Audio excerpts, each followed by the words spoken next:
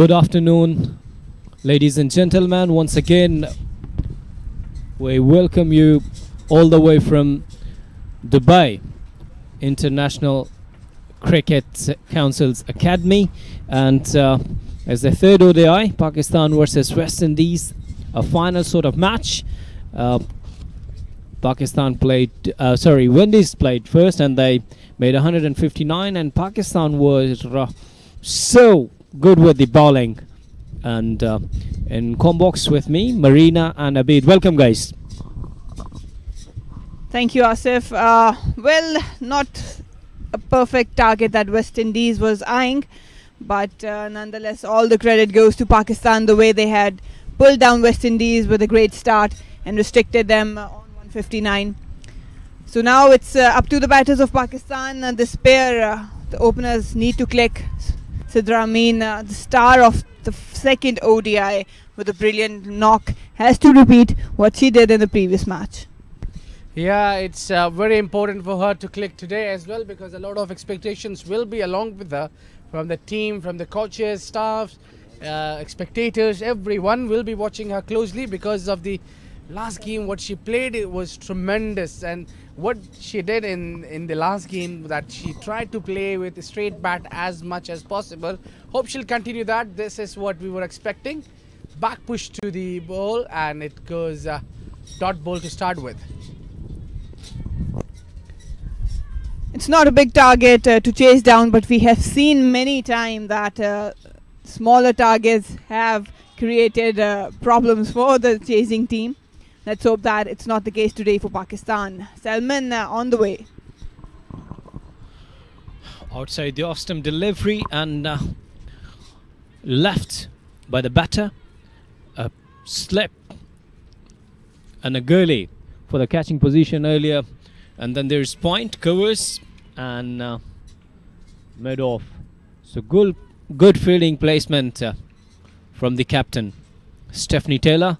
She was excellent with her bat today.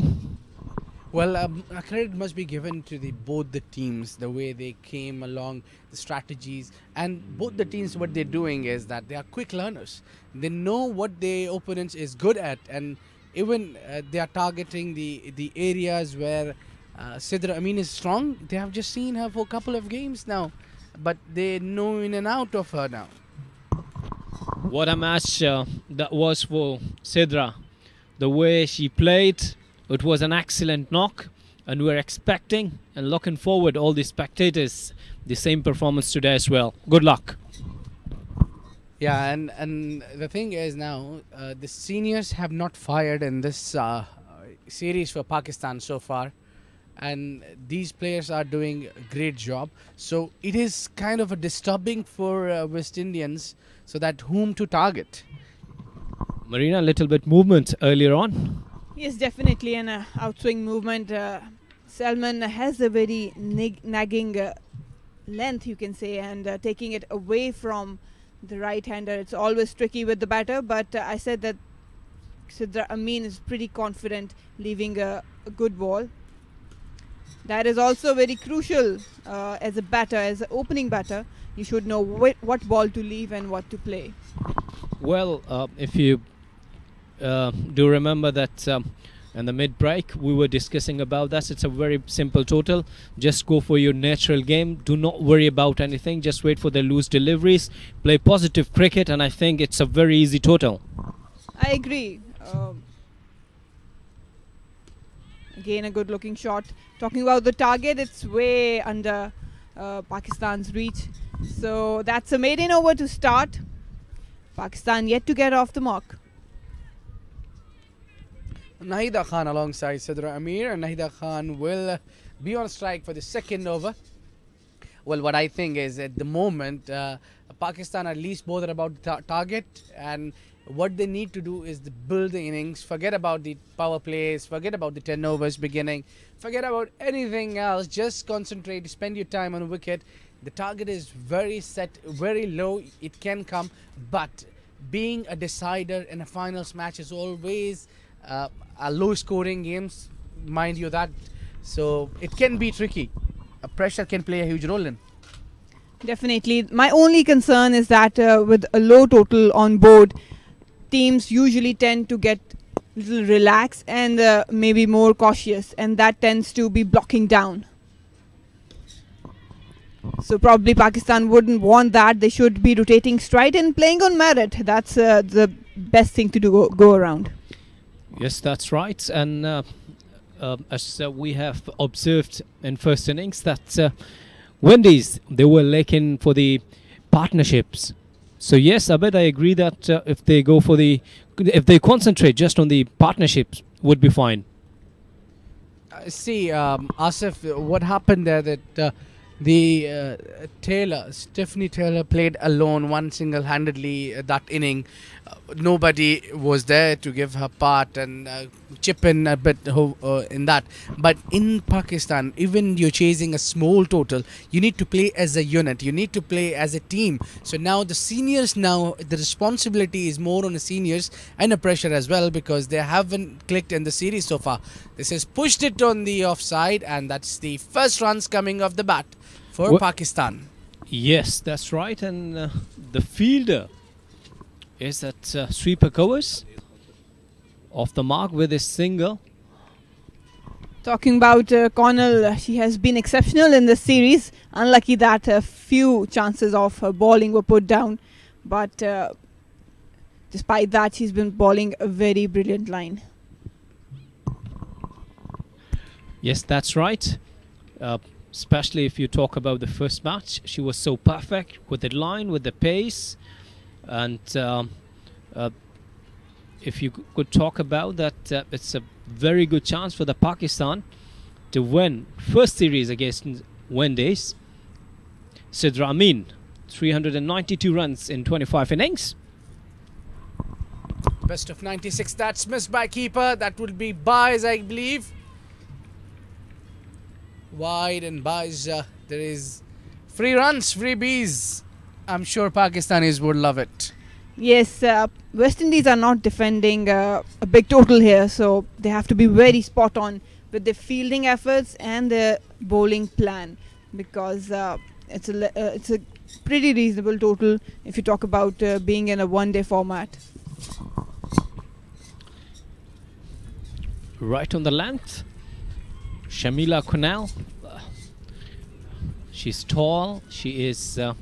She always tries to generate the pace, and especially in the earlier over. If you see them, this is Nahida Khan's record: 46 innings, 988 runs. With this time on the scale leg area, looking for the second. Outfield is pretty much fast and got the boundary now. Yeah, a bit of wrist work there, just Connell dragging it down the leg side, and all Naida had to do was make a connection, and it raced away to the boundary.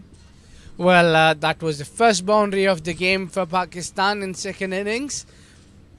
End of the over, number 2, 7 runs on the board for none, and the score rate is 3.5, which if that goes on, Pakistan is very much favourite in this game to win. But one more thing I want to say that I really want to see Connell coming from the pavilion end, because he has not been used from this end so far, and even in the last game I think Stephanie have not used her properly. Using her from the pavilion end would be good. Salman, good shot this time on the onside, looking for a couple. Nice timing, a fielder behind there. Stopped well. No, it's a boundary. So well done. Very good shot. Superb timing by Sidra Amin. She has been in a sublime form. Just overpitched, and all she had to do was find the middle of the bat, raced away to the boundary. Yet again, Sidra Amin off with a boundary to her name. On this cracking track, do you really think, does it matter either you are bowling from the pavilion end or the far end, Marina? Yes, it does, because talking about Connell, she has a genuine outswing. But with the right end, you can just imagine what amount of swing she can generate, and that could cause a problem early on for the batters. So it's really important. That's a wide ball by Salman, probably trying to adjust the line, going way outside off stump because of the last delivery. Yes, actually, she has placed two fielders in the catching position. You see a slip and a gully, and then there is a point. So, yes, she is on the right target, but the length was not perfect. You could see some spectators. They're enjoying this match. Well, it's very simple. You bowl onto the pads, you get punished. That's the message of Sidra Amin. I mean, she's very strong towards on her own side. If you bowl anything, loose delivery, she'll punish you certainly. And talking about Salman, what she's doing is she's trying to move a ball away from the right-hander, but not getting the correct line. I think she's unable to control the swing as well. This one a little bit coming in swinger. So she's trying a lot of things at once, but you cannot do so many things at once you have 160 to defend only. Yeah, West Indies obviously going for the wickets. They don't have any other option. So they have to try everything to get these batters out as soon as possible if they want to defend. But right now, the composed and calm Sidra Amin, that's the danger. Once again, outside the off-stump delivery, and well judged by Sidra. There is no need to chase that delivery. 160 is on the board, not a huge total. Just enjoy your game and then enjoy your victory as well. That's a nation. Couldn't do much today. In fact, she couldn't do much in the last game as well in the series also. She's been a bit off color, but a lot of expectations from her. This time edged, but remained lucky. A third man area just for a single. Yeah, that was a full pitch delivery. A wild swing by Sidra Amin, but flying over the gully area. Well, West Indies are after the wickets. Yeah, an uppish delivery goes to the point region, and that's what the plan is actually. Shakira Salman is trying to do that, and she's been looking for these away going balls to be played. Well, no fielder press on the fine leg area. You could see that. So plans and thinking are clear, pretty much clear. Once again, wide delivery. Maybe trying a bit too hard, Salman. Just trying to settle down that fourth or fifth line, but swinging away. Yes, probably they know they can take wickets outside off stump because there's no protection on the onside. Bowling to a straighter line would not help the West Indies. Certainly, yes, but both these batters are keeping their nerves hold, and they are not playing any uppish or any unnecessary shots. This one coming onto the bat, but not on safer plate. They're trying to keep the ball as low as possible. Yes, with us 3 overs gone, Pakistan started well, 15 without any loss. Yeah, almost 5 runs in over. Yes, 15 from 3 overs. That's what Pakistan needs. And the more you score quick at this rate, the more pressure you build on the Windies. And we can start to see that what they are doing is they are trying too many things altogether. It could be costly. Not to forget, West Indies started off very quickly, but then they collapsed. So it's important to take the pace along the innings, not hurrying into the power play and then just throwing wickets or building up pressure. So it's more probably to go have a clear mind and just play along. Yeah, at least Pakistani batters, one of the batters need to play a long inning no matter. No, she doesn't need to chase that one. She doesn't need to. Yeah, so the batter needs to play a long inning here. I think Sidra Amin or Nahida Khan, one of these batters need to play a long inning today. Yes, that's right. And as Marina discussing that Windies started well and Dottin, she was in aggressive mode. Cutting and cutting nicely. Found the gap this time. Wow. Perfect timing. Got the boundary. Nahida Khan doing what she does best. Strength is cutting the ball away, and you can bowl her all day long and she'll keep putting those deliveries to the boundaries. Well, the plan is not working for West Indies because Naida Khan is very strong. Up to the bounce, managing to keep it down and then racing away to the boundary. And let me ask you, if they go for the plan B, let's say, if they start in from the other end with the Fletcher, they come up with a spinner, would be working? Well, the sort of form Fletcher is in, I think it would be a risk to bring her on with the new ball because she's been bowling a lot of full tosses. Again, a good looking shot by Naida, so both the batters are pretty much in control.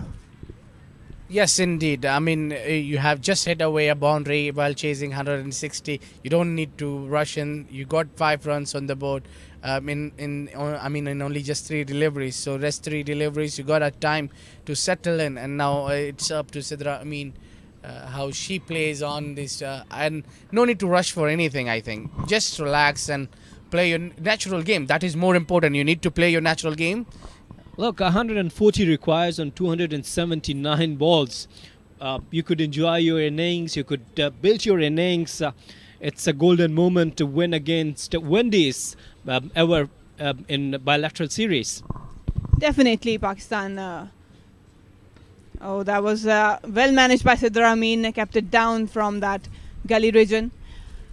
Yes, it would be a big boost for Pakistan to take away this series. They're hosting. It's always a good sign for a developing team to beat a team like West Indies, who are very unpredictable.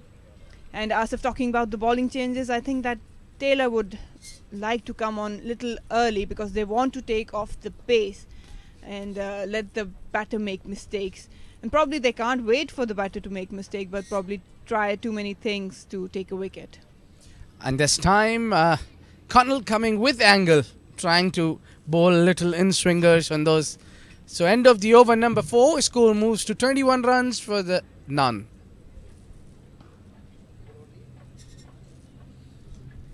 That's the dugout, a relaxed dugout of Pakistani women's. They are chill out at the moment. This is what we have not seen in this series, runs coming from the openers. So today we can expect that because there is a least pressure on you and you already got the flying start. So I think it's a perfect example and perfect day for them to put on a good partnership as an opening pair as well. This time she was trying to pull that ball. Length was not for the pull shot, and she went little early as well. Yeah, definitely, I think. And talking about the short balls, I feel that with Diana bowling few in that she got out the wickets, probably that the shorter ball is little bit sticking to the surface, not coming onto the bat as a batter would liked it. Oh, yes. Aggression straight away from Salman. You can see that Windies are onto it. They're not coming easy. You could understand the depression as well, dear. Yeah, and we saw the dismissal there, a Shotland delivery from Alia Riaz or Kainat Imtiaz, I think. Diana Beg, yes, I beg your pardon. The Shotland delivery that I was talking was not tested so far in this game, and there when she did that, and she got a wicket off, I think, Connell. Well, that was this well-settled batsman, Stephanie Taylor. And she went for the pull shot over the mid-wicket region, but it was an edge. It wasn't a delivery for the pull shot, and she missed time, and Diana got a wicket. That was a golden wicket there. I did mention early that the one bowler who can do that is Diana, and she has a very decisive short ball. It doesn't come onto the bat; it sticks, and well. Very good shot. Look at that. Just using the pace of the bowler, angling the bat towards third man area just for a single. Good batting. Yeah, talk about control here. Now Sidra Amin looks totally into control. Just managing again, keeping it down and through the infield. So yes, talking about short balls, I do feel that it's sticking to the surface, not just coming up with the pace. So they have to be very careful while playing the pull shot. That's right. And the idea is to spend some time on the track, just try to understand that what bowlers are trying to do, and definitely when you're coming up with the aggressive approach. Your field placement shows that yes, what you're looking for wickets. Apesh once again remain lucky, didn't carry to the gully position, so 5 overs gone now, 22 for none.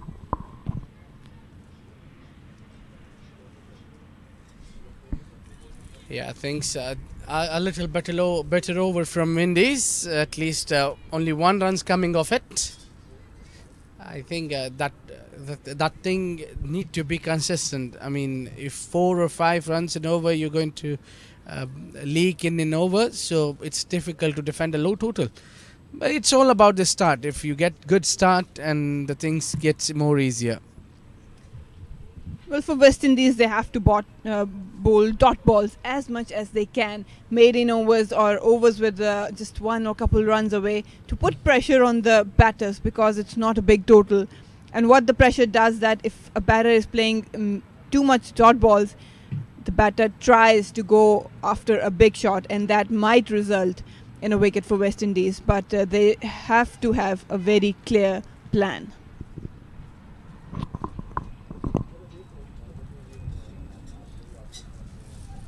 Well, what I think is that it does not matter how many dot balls for Pakistan you play. All you need to do is keep your wickets in hand. But let me tell you, whatever they try, they cannot stop Pakistanis from winning if they don't go after wickets. If Pakistani women's doesn't lose their wickets, they can chase this down easily. Well, I think that's the debutant for West Indies today. Brought into the attack with the new ball, probably to get some wickets. Karishma Ramrahak. It was a loose delivery, got the punishment towards mid-wicket area. Well, so she's welcoming in a danger mood there. Sidra, you cannot ball at this ball to Sidra. Means she'll put away right away with the blink of eye, and she does that. A half tracker, and Sidra mean just pounced on it. Look at that delivery. It was not onto the pads, but she pulled it so hard that it looks so easy to play on. I think lack of pace on that ball. Too much time for Sidra Amin. A quick single there. Very good cricket, a boundary and a single. Mature cricket, look at the awareness. And I'm amazed that Sidra didn't go for the 6 on that delivery. Well, we haven't seen her hitting big so far, and she doesn't like to hit the ball big. She likes to play sweep shots. She likes to play on the onside, and that's a little shout. Umpire declining it. Well, that was a beauty by Krishna. I reckon a perfect length, and just turning away from Naida Khan. Wanted to go for probably drive, but that was beaten.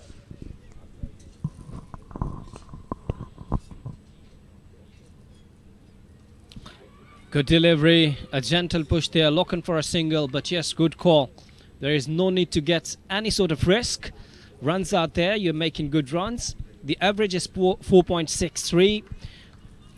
133 require, 102.65. Just go for the positive cricket. That's better by Naida Khan. Just sticking away singles. You know that in what form Sidra Amin is, so just supporting her. So after 6 overs gone, Pakistan is 28 for no loss. Well, there is plenty of batting to come for Pakistan. There is Bisma Maroof, Javeria Khan, Nida Dar. Alia can bat a bit as well. And well, Asif, showing me. Well, actually, when you are talking about, so you know that we have a batter sitting between us, but she's talking about cricket. Nice to have you here, Marina. Well, it's my pleasure to be here, really, and to be part of this amazing commentary team. Well, it is indeed a proud moment for us to be alongside you. She's the only Pakistani cricketer commentator, and she is currently in the playing as well. So you can see her coming in the action any moment. Ah, what a cracking cut shot that was, straight to the sweeper covers. Nation is standing there just for a single. Good shot that was. Tell us, Marina, how much do you miss being in the circle? Oh, I miss the action out there. You know, it's a different feeling when you're out there with your green shirt and fighting for your nation. It's a totally different thing. So really, I can't express the feelings. It's always the game on, and I think that my passion for cricket will never end. Never ever end. Well, appreciate and good luck, Marina, for the future. Thank you so much. Good, and the team needs me. Once again, nice cut. Just a good, talented player, but she's smart too. That she is not Very clear zone. It's really important for a batter to know your zone, because she's leaving the ball good. She's defending the good deliveries, managing to play down the ground, keeping it down, maneuvering the gaps. So it's a delight to watch her, really. An over pitch delivery straight to the extra covers. No run there. Yes, I totally agree that Marina, she is in very good form. And as we have watched in the last match, the key was that she didn't go across the line, as we were discussing earlier. And she went with the spin even. And the important thing, her patience.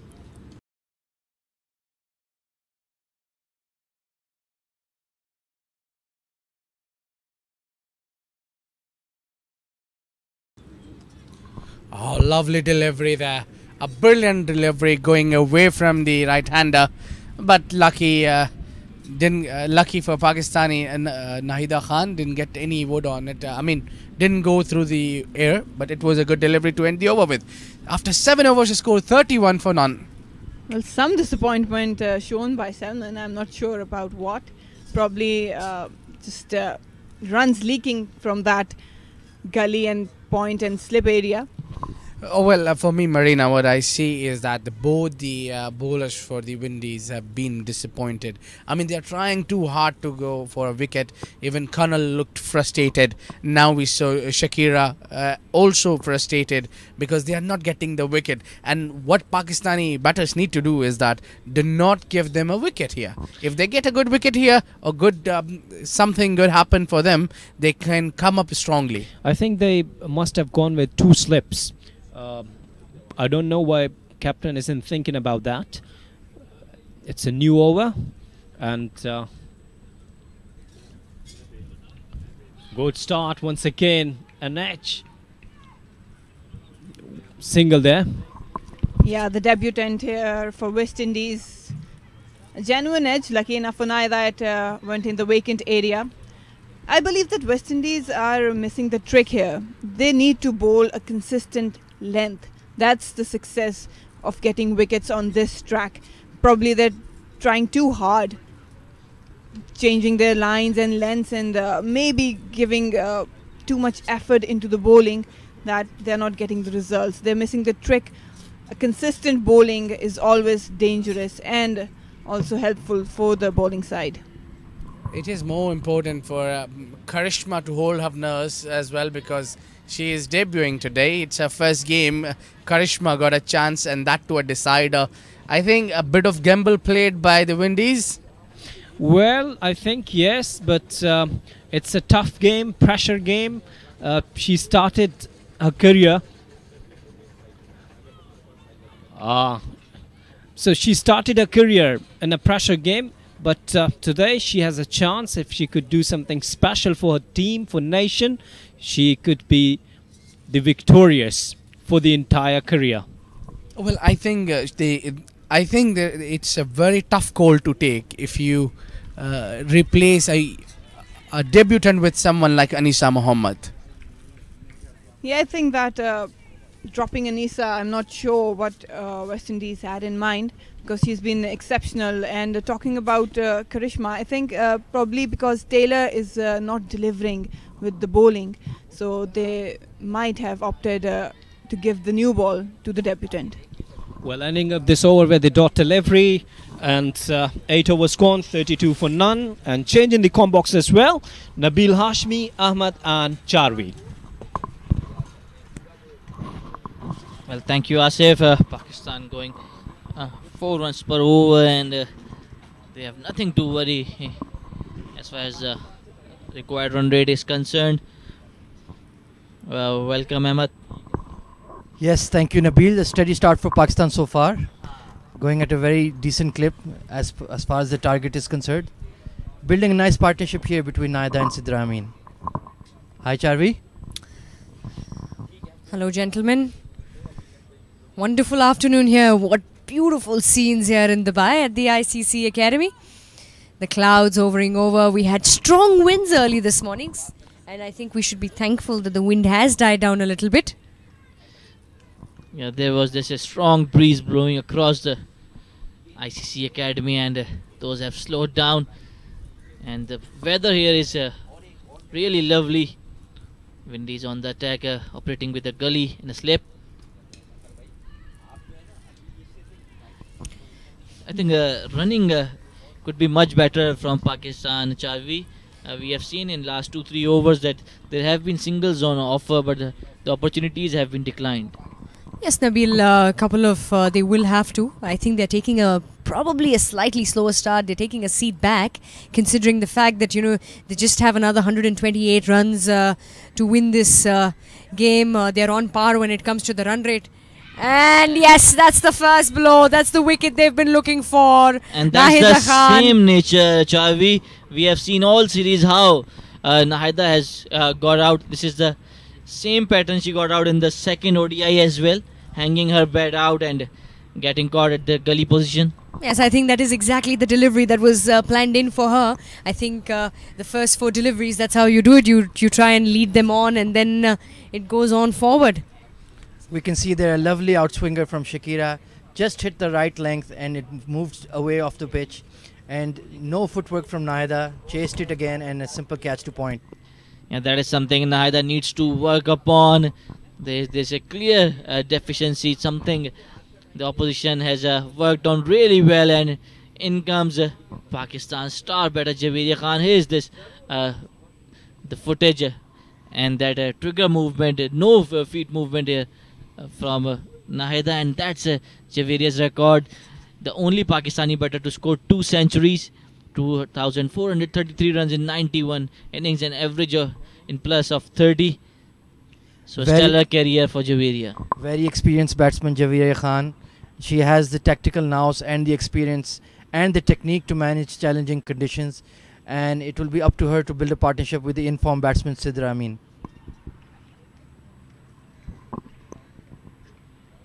Well, Javeria needs to raise her hand up, because that's a glorious opportunity for Pakistan to beat West Indies in an ODI series. If we can talk about the balance of the game, it's still a 60-40 in favor of Pakistan, but all that could change quickly. Fuller delivery, left alone by Javeria. The pressure should be mounting on the Windies. I think that was the wicket that they were looking for of Nahida Khan. But nonetheless, that was a partnership, Nabil and Ahmed, that was looking to me something that would work out for Pakistan in the favour. It's not a very big, high-scoring game. It's a smaller total, not such a big total posted by Windies. But the game can go each way. We play a funny game called cricket. It's a funny game. You never know till the last ball is bowled and the last run is run. Yes, Charvi, and there's a tendency in these low-scoring games to go right down to the wire. It becomes a nervy run chase, especially Pakistan historically are not very good chasers of ODI totals. So that it will remains definitely the be a problem close with the game. boys as well, Ahmed. I think it goes across all genders, men or women. We have a trouble batting second. So hopefully the women do it much better than the guys. You see, we always say that chasing is always a pressure. And let me tell you an interesting fact. The reason why we had a coach back in the day, and she was very knowledgeable. Comes with a very strong background, very experienced cricketer from her time, and she always told us one thing: why is chasing always a difficulty? Why is it such a pressure situation? And we used to have these healthy discussions, and we said that when the team is batting first, they've posted a total on the board. They have some numbers there on the board which is already at the other team that is starting is always starting from 0. So there's always going to be a pressure mentally as well. And we'll come back to that discussion. The end of the over, 9 gone, 32 for 1. Yes, Charvi, you're absolutely right. Scoreboard pressure is a very real thing. And in the case of Pakistan, they feel it much more than any other. So, but hopefully the girls have this well in control and will manage it relatively safely. Well, the informed Sidra Amin, who scored that brilliant 96 in the previous matches, is still out there with Javeria Khan.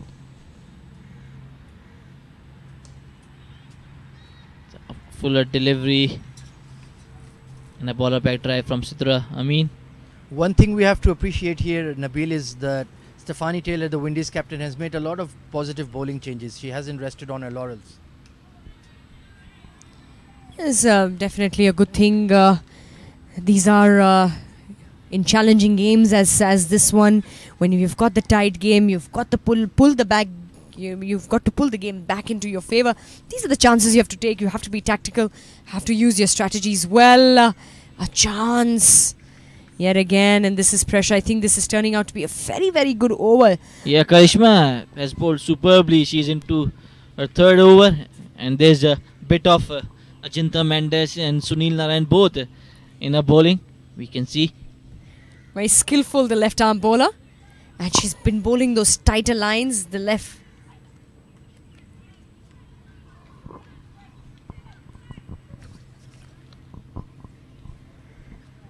Not giving any room to Sidra Amin to free her arms.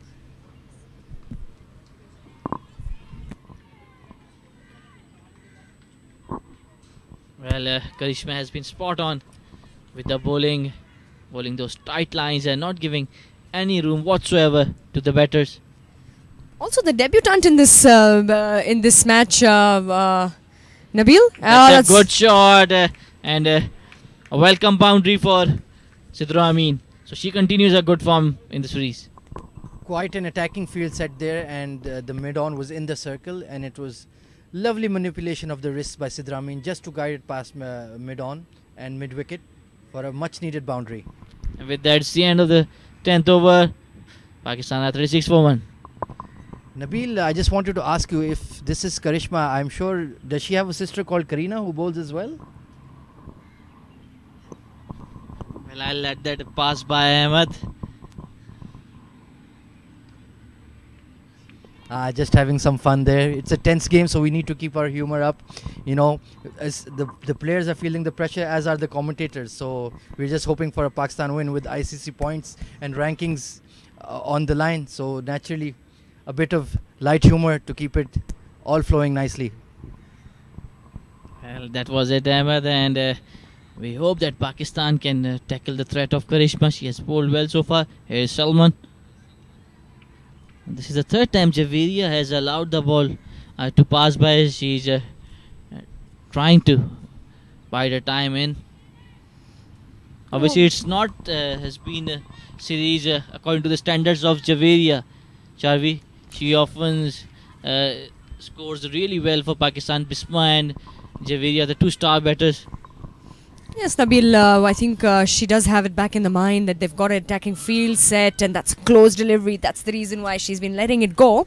They've got the first slip, almost second, 1.5, that's what we call it. She's got the gully in place, and they've got the point in place. She knows it's that backward area on her offside that is completely packed. Anything, And the while ball moving away as well from the away from her slightly. Charvi, while we speak, the new MD of the Pakistan Cricket Board, Wasim Khan, and the chairman, Ahsan Mani, have joined us at the ICC Academy to watch this match. Obviously, that will be a big boost for the girls as well. That the chairman of the PCB and the new MD, Wasim Khan, coming out to support them, watch them firsthand. Chairman Ahsan Mani speaking to the Aisha Usher, who has been a former manager and is looking after Pakistan Cricket Women Wing for years.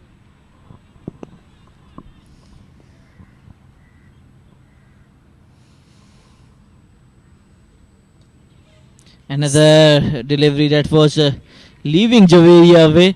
So Windies bowlers have their plan and they have stick to it. That is really good. You can see, Nabil, that she's really testing Javeria outside that off stump in that corridor of uncertainty, getting consistent outswing. and it's proving to be quite a challenge for both Pakistani batswomen out there. Definitely, that's something that we've been talking about. That delivery not carrying as much, and Selman constantly trying to move the ball away from the right-hander, trying to get that outside edge, let it go on the top, straight into the hands. The easy catch that was earlier of Nahida Khan to the skipper Stefanie Taylor, and that's exactly what they're trying to do, time and again.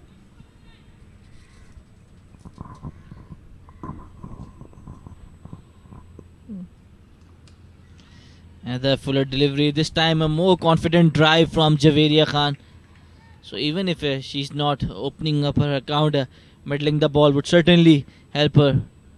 Excellent probing over here from Salman, testing her completely front foot, back foot, and she's got the attacking fields in place, looking for that edge that will go straight to the fielder.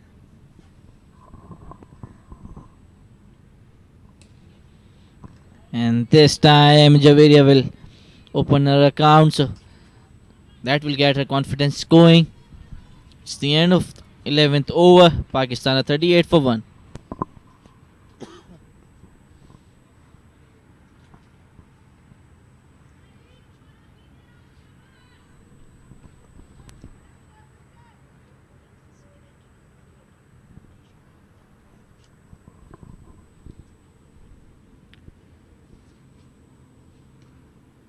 .38 for 2 after 11 overs. Karishma once again continuing in the attack. Charvi, what do you think? What should be the next strategy for Stefanie Taylor? How to pick another wicket and break this crucial partnership for the Windies? Well, Selman, no doubt she's been bowling those good lines. She's getting that movement of the air as well. What they could do is probably continue with her from the other end. But she might want to bring in the spinners. Maybe Fletcher could be a good inclusion at this point. Just to bowl in the bowling partnership. The pressure has been built on a little bit. The run rate has fallen slightly below the required, which was there earlier. However, still the current run rate is above the required, so they will need to bring in some fielders probably coming into the circle, attacking field. And probably some mind games as well from Karishma going up in her mind. Yeah, well... cricket is also a lot of mental strength.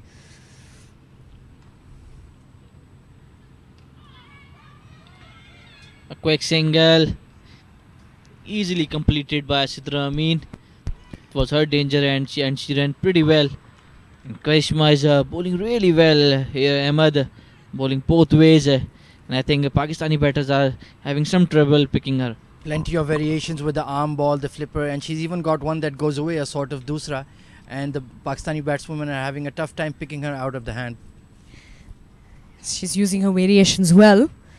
And I also saw a slightly quicker one through the air, Ahmed. Didn't we see that in the previous over? She pushed it through, she pushed the shoulder through. This time a more flighted conventional off-spinner from Karishma, and respected by Sidra. So far the Pakistani batters are showing great temperament here. They're not playing across the line, they're playing the ball on merit, and that will be the key against Karishma. Yeah, that's usually the tactic that most batsmen use. When you've got plenty of time through the innings to chase the total that you have, it's not such a big total. That would be also the message that has been sent, that see through the overs, go through the overs, even if a couple of maiden overs shouldn't cost the match to us, but anything on a loose end would probably take the game away. And the wide signal from the umpire, that's the one that you were talking about, Ahmed, the one that moves away from the batter and probably going in for a wide. Another fuller delivery, this time left alone by Sidra Amin, so she's showing some confidence, probably sending out a message that I'm reading you well off the hand. It's the end of 12th over. Pakistan 40 for 1.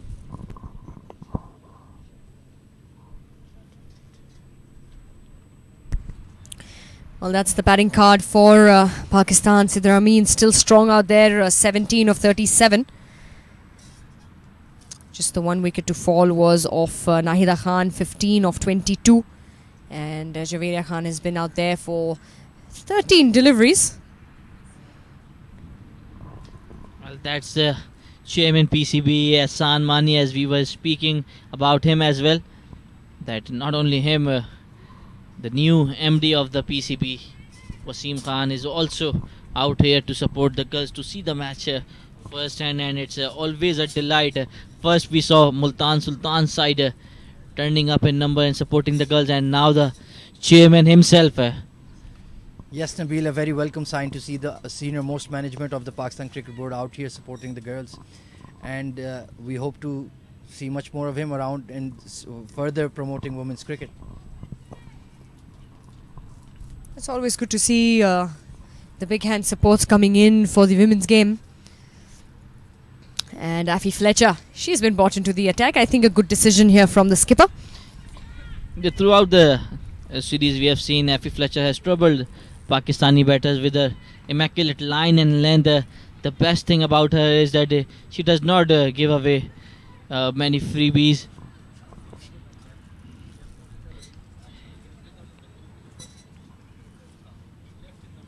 Flighted delivery, that one. She'll probably need to keep those lines a little more tighter, in my opinion. Ahmed, she's giving that slight bit of chance, a little bit of room for both Javeria Khan and Sidra Amin to probably free their arms a little bit. Probably a slightly tighter line on the offside would help, similar to this one. Yes, it will take her a few deliveries to get settled into her rhythm and her line and length, but it's crucial for her to keep the run flow at a minimum and keep building pressure from one end, while Karishma, with all her varieties, will keep further troubling the Pakistan batswomen. Decent over so far, just a few early deliveries off length, but so far she seems to be hitting that spot very nicely now. Well, Pakistan shouldn't panic around because they have the games in their hand, and even if West Indies can jot down a few tight overs, that shouldn't worry them. Yes, they have the firepower to come. They just need to bat the 50 overs, and the score is very easily manageable. Just need one long partnership to just settle the nerves right now. It's true that, Ahmed, that is something that would be required, and the wide signal from the umpire.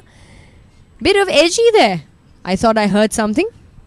Yeah, he might have just clipped one of the thigh pads or something like that. There was a sound there. Slide sound. Just a very little one there too. This time, Chavi Afi is tempting the Pakistani batters to go after her, but that has not been the case. Obviously, Javeria is new to the crease. Sidra Amin would like to continue the form she showed in the last match. Yes, truly so. We'll come back to that thought. That'll be the end of the over as well. 13 gone. It's 42 for 1. Now we see Stephanie Taylor making another change, bringing in their main strike weapon, Deandra Doughton, into the attack. Interesting move here, because Karishma was in a very nice rhythm from this end, but seems like she's really looking hard for wickets. So Deandra Doughton might go for runs, but she might get a wicket too. Yeah, a bit of a surprise here, to be very honest, Ahmed, because as you were speaking, Karishma was bowling really well, and she and Effie bowling in tandem could have certainly troubled the Pakistani batters. But now Deandra Doughton will bowl from the football ground end, and Doughton is not a less threat by any means. We just saw a glance there of Chairman PCB Ahsan Mani having words with our co-commentator Marina. Definitely giving him pointers on how to run the women's game, what they need, all the support they require, and all the grassroots level situation. So a very welcome sign. Short delivery, trying not giving enough room there to Javeria Khan, Deandra Doughton. And Javed, that came back in, probably might have hit one of the cracks out there. There's there is a couple of rough patches at that end of the pitch down there, Nabil, and that might help the paces a little bit. However, if you look at how we've been seeing Doughton bowl in this ODI series, not a very pacey bowler. She's very accurate, keeps her line. She's very consistent in her lines. Slightly short of length that delivery, however. And if we can see her a bit closer, before this delivery, she was in anguish, in pain, and you can see she's holding her right shoulder. So probably not good signs for Windies here, because Doughton remains top all-rounder for them, a key weapon both with the ball and the bat. And here you can see she's probably struggling, and definitely Stefani Taylor is running up to her to check out whether she can continue bowling or not. This would be a big blow for the Windies women. She is one of their ace bowlers, and it looks like a bit of a shoulder sprain there. Doesn't look comfortable at all and might require a bowling change. I don't think she can continue. And we could see her in pain while she was standing at her mark, still rubbing that right shoulder. Well, some medical assistance has been called in. The physio, well, is ready there. He will be running in very quickly to put in some spray, just so that it can calm the nerves in the shoulder area. Yeah, you can see there, Charvi, the ball is not reaching the keeper at all. Big wide there. Seems to be struggling, and I'm not sure why Stefani is continuing to give her the over.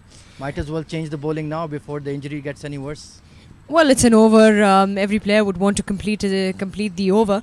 Unlike, But sometimes. then again, Chavi's sense should prevail because Doughton remains a key bowler for them, and if she can get the medical attention and come back strong and bowl a good fierce spell, that would help the Windies cause rather than bowling like that. And truly so, it's probably something that could be considered. However, she has chosen to continue 3 more deliveries for her to be bowled in this 14th over. Another 116 runs required in the remaining 36.3 overs for Pakistan. I think they've been brilliant out there in the field today, coming into bowl first. They bowled their lines, picked up some very good early wickets. Doughton just going through her over right now. Seems to be doing a bit slightly better. And the one thing is the Pakistani batswomen have failed to capitalize on taking runs off her in this weakened state. But so far it looks fairly steady for them. Maybe try to attack her, put the pressure back on the Windies, but maybe they're just planning to see the over out. Well, they do realize that she might not come in back to bowl, depending on the assistance that she's provided and how she feels. So they don't want to take any chances. They'll probably go after it. Like we mentioned earlier, plenty of time the Pakistani women have got.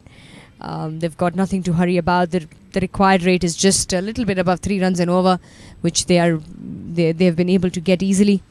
What would be a challenge here for Pakistan is if a couple of wickets fall very quickly, then there might be a challenging situation.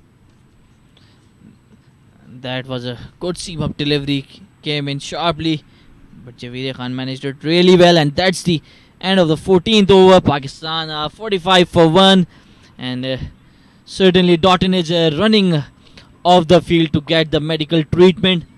This could be a big loss for Windies if she doesn't come back, while Pakistani batters would be happy to see off the field. Most definitely she's an impact player for the Windies with the ball and the bat, and her going off the field is definitely a major danger sign for Windies, that they're losing one of their prime bowlers. There you can see her go off and straight into the dressing room, so she looks to be in some distress. I'm sure she'll be out in no time. She'll get the required attention. The slip in place. If we can compare the scoring rate, Pakistan were 32 for 1 after 8 overs, and in the last 6 overs only 13 runs have come by. And here's that edge that is running to the point boundary, cut off by Stefani Taylor. Javeria wanted a third, but Sidra was not interested. Quite interesting there. Wise decision there, Nabil. That could have been another yes-no maybe situation, and a run out at this stage would be disastrous for Pakistan. Just need to play cautious and calculated cricket. No need to take any risks. Just manage the bowling and play out the overs. You've got these tighter bowlers who you just want to just look through them, see through them. Don't take too many risks. You don't want to do anything so hasty. You've got plenty of time. For one-day international, you got 50 overs. This time it was down the leg, and it has been flicked to the fine leg boundary. The outfield is lightning quick and a welcome boundary for Pakistan. Lovely shot there, just a slight use of the wrist, just deflected past fine leg, and once it beat the inner ring fielder, there was no chance. Very welcome boundary for Pakistan, and that's the 50 up in the 15th over. Going great guns so far, looking very steady. Looking in good touch, the both the batters. Partnership worth 19 runs. And was just deflecting. It was a nice glance off the pads there. She missed out on a full toss in the second delivery of the over, and when the opportunity came by again, Sidra ensured that she made full use of it. One thing that has been really impressive in this series is Sidra Amin's batting against spin. She looks very comfortable. She knows how to work the angles in the fine leg and the point areas, gets boundaries off there, and she's looked very assured against the spin bowling, against quality spin bowling of Windies women. Well, that'll be the end of the 15th over as well. It's a 51 for 1 for Pakistan, chasing just a very small total. They require another 109 runs and 35 overs remaining.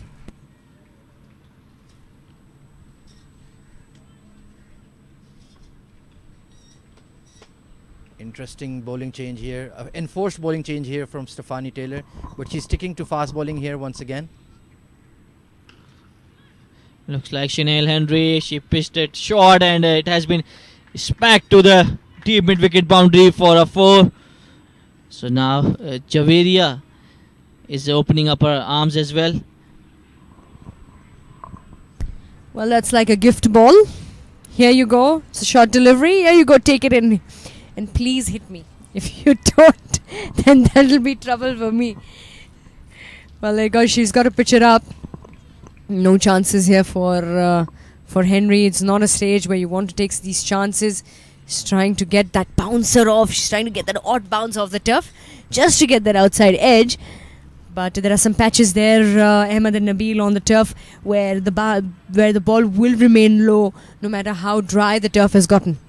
Yes, and if she can get some bounce off a good length, she's a very tall bowler, so that will definitely come in handy against a not so tall batswoman in Javeria. This time a much more confident push from Javeria, and this could be the match where Javeria can regain her touch. It has not been an easy ride for her against the Windies on this tour, so there's no pressure on her. She can take her time, she can get settled and score runs that would certainly do a world of good for not just Javeria but Pakistan as well. Well, it's a slightly less than run or ball that they require at this stage, the Pakistan women. 104, I beg your pardon, of 206 deliveries to be bowled in this innings, in this final, the decider. And Pakistan have got the grip on the game right from the start. They were on top of their game. Even though they lost the toss, they came in to bowl. They were strong. They restricted the Windies to a respectable total.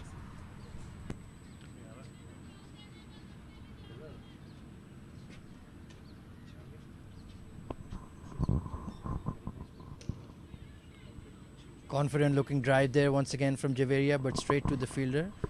Mixed bag of an over so far from Shanella Henry, and at the end of the 16th over, it is Pakistan 56 for 1.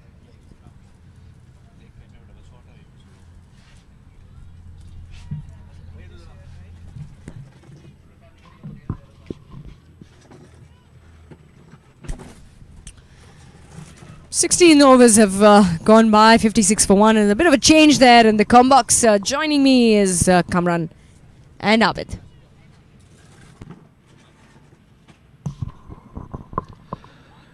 Thank you, Chavi. And on the screens, we just saw PCB chairman Mr. Ahsan Mani, head of women cricket Shahid Aslam.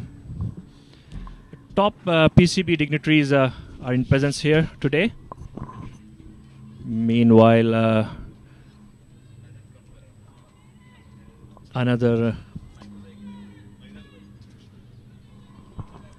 Yeah, that's what it says. The importance of this game and the series has an interesting turn point here. If Pakistani women's win here, they climb on a ICC ranking to number 4, whereas West Indies is standing. And if West Indies wins this, they will remain at number 4 in ICC ranking.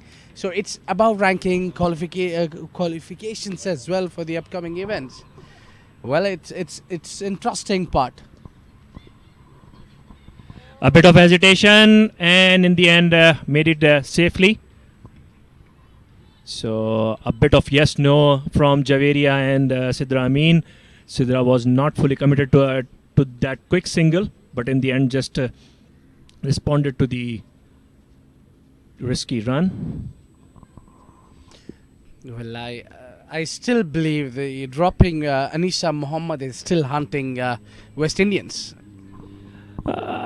True to an extent, but the thing is, the amount of runs scored by Windies batsmen are simply not enough on this surface, and even if Anisa was there, it would have definitely be a struggle.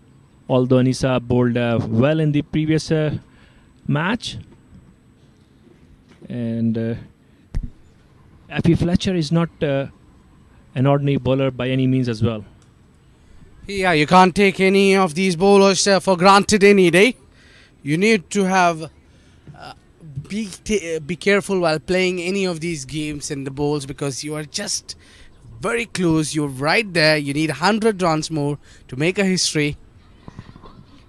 Another tip and run, and good call by Javeria, Sidra Amin rather, urging Javeria to go for the run as she was heading towards the danger end. And with that quick single, 17th over is concluded. Pakistan 60 for 1, and with that umpires have called for drinks as well. Yeah. End of over number 17, score moves to 60 for a loss of 1 wicket. Exactly 100 runs needed in 198 deliveries. So I think Pakistani women are heading towards the right directions. All they need to do, calm their nerves and keep on playing. The runs are coming and no need to take any chances. Without a doubt, Abid, and as they say that they don't have just noses in front now. They are completely in front of Windies team in this crucial series decider here at ICC Cricket Academy. And a look at the batting card for Pakistan. Sidra Amin continuing on from her good form in the previous match. She is 26 with some classical shots on 57. Naida Khan glided one of the Shakira Salman deliveries straight to Stephanie Taylor in Gully region. She got out 15 of 22, and Javeria Khan 11 of 23, just trying to find her feet after two rather very horrible games from her standard. She's one of the leading Pakistani batters in this squad. Well, what I feel about the dismissal of Nahida Khan, what she made a mistake. She put on a boundary earlier before getting dismissed. On the point, played a beautiful cut shot and went with a perfect timing. And then when it came to the dismissal, she tries to play a similar fashion, but she just opened up the blade of the bat and gave an easy catch at the fielder standing at the point region or gully. So this is what the difference is. Now there is 1 wicket being claimed by Shakira Salman and the rest are wicketless. But economy also looks a little bit difficult. I mean, they are not economical as well. Apart from Shakira Salman, the rest have been okay with the economy. I think if they want to win here, they need to talking about Dotton have given away 3, Chanel are given 5 in 1 overs, so which is not remarkable. I think Karishma is being new, given away 13 runs. Yeah, Karishma Ramahak on her debut, replacing Anisa Muhammad in this game. And Abid, this is going to be a one memorable victory for Pakistan, especially considering the backdrop of ICC Women's Championship. The host New Zealand, the host of 2021 Women's World Cup, host, and top 4 ranked teams to qualify for the 2021 World Cup. Yeah, I think we are lucky enough to be part of this historic series, which is which, if you see the first game between both these teams, I thought that Pakistan is nowhere close to compete the West Windies women's, but credit must be given to them. Hats off the way Pakistani team have bounced back in this series, winning the second game, and now they are in a brilliant position.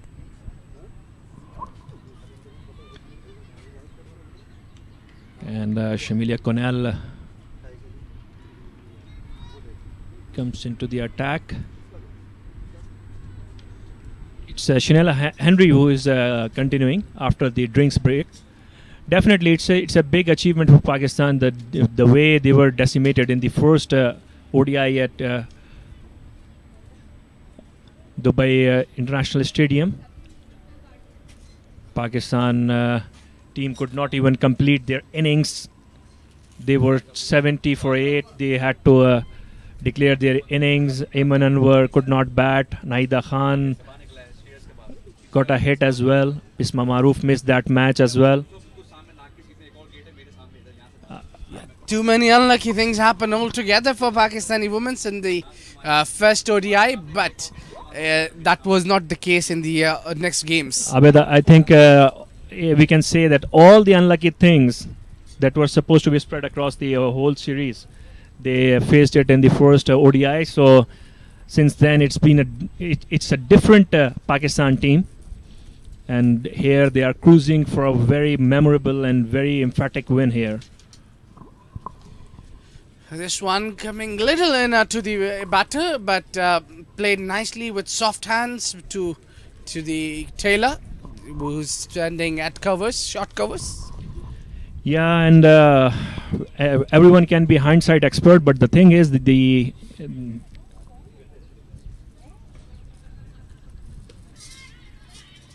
yeah, played nicely. So what I was saying, that everyone can be an hindsight expert, but today Stephanie Taylor won the toss and elected to bat first in that windy condition. That might not be the best decision. And look at the wind now; it has just toned down into a bit of a yes/no again, but got lucky. Stephanie Taylor could not pick it up cleanly. And in the end, no harm of any kind for Pakistan. That concludes the 18th over. It's 62 for 1. After 18 overs, score moves to 62 for 1. So meaning they have to score less than 198 runs only in remaining with 192 balls in hand. So I think they are very much on a comfortable position to win this game. But you never know. A cricket game can be funny at times. I think after taking first wicket of Nahida Khan, the Windies have bounced back a little, put a pressure there. But this partnership now taking things away from them again. So they need to put on the extra efforts to get the wickets. They no way can restrict them and make them play over 50 overs and do not allow them to score this score. So they need to attack. Meanwhile, a bowling change at ICC nets end, and Captain Stephanie Taylor has brought herself in.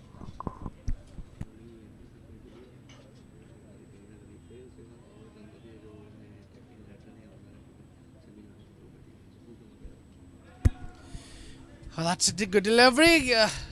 Sharp turn a little bit there. Well, Windies are trying too hard, but things are not getting their way. They need to put some extra effort as well.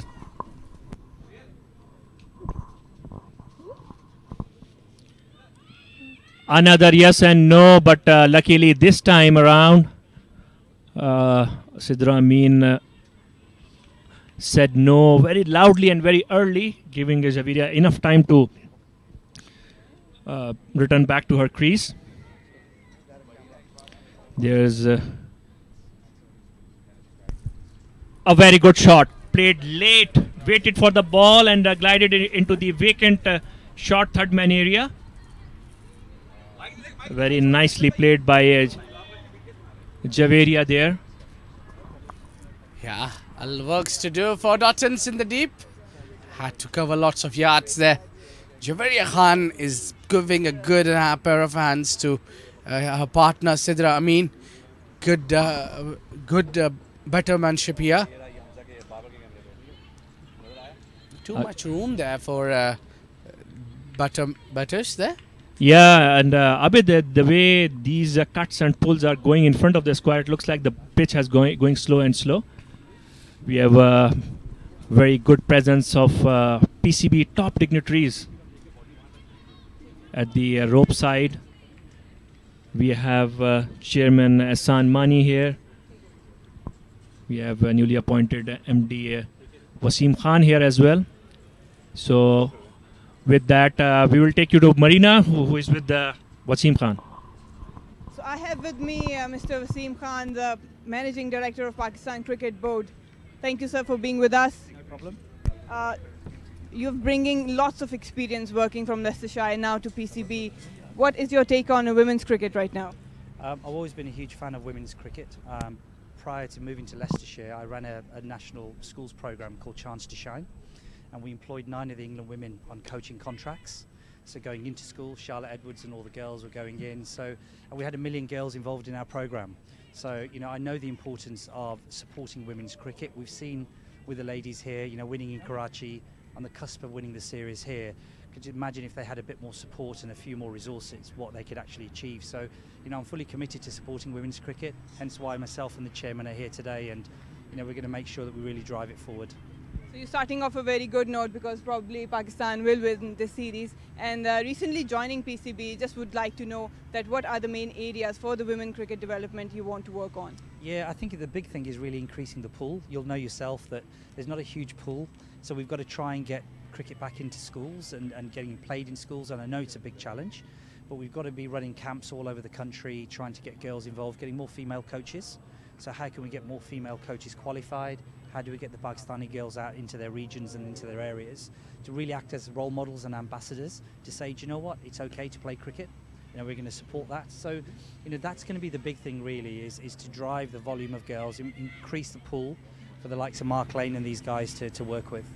And definitely we have seen that with the inclusion of ICC Championship, there's been a very good progress with the team. So working on international leagues as well, we're talking about PSL for the girls. So any take on that? Yeah, look, it'd be amazing. There's the Kia Super League in England, which operates very well for the women over there. There's obviously over in the Big Bash, it runs alongside the men's game.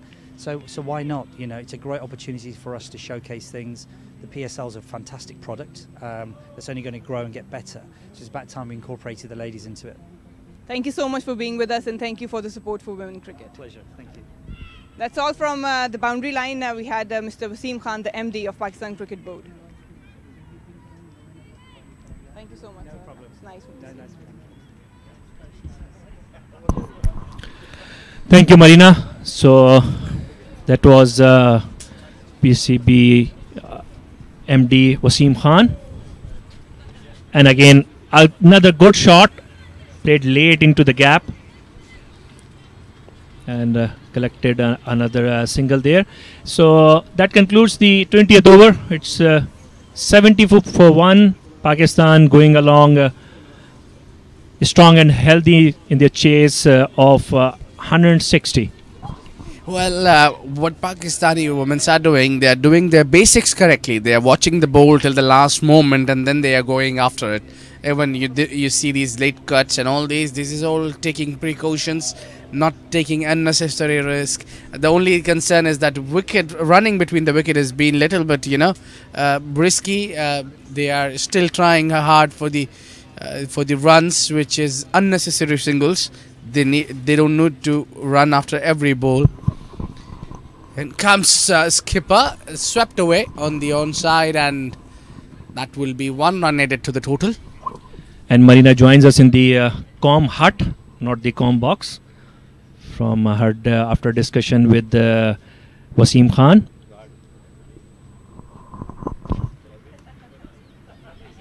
Yeah, thank you guys. So Pakistan on the right course to chase that target down, and West Indies desperate to look looking for the wickets. But yes, hats off to these two girls in green, Sidra Amin and Javeria. They're running really hard, taking all sorts of risky singles, but that's what puts pressure on the West Indies.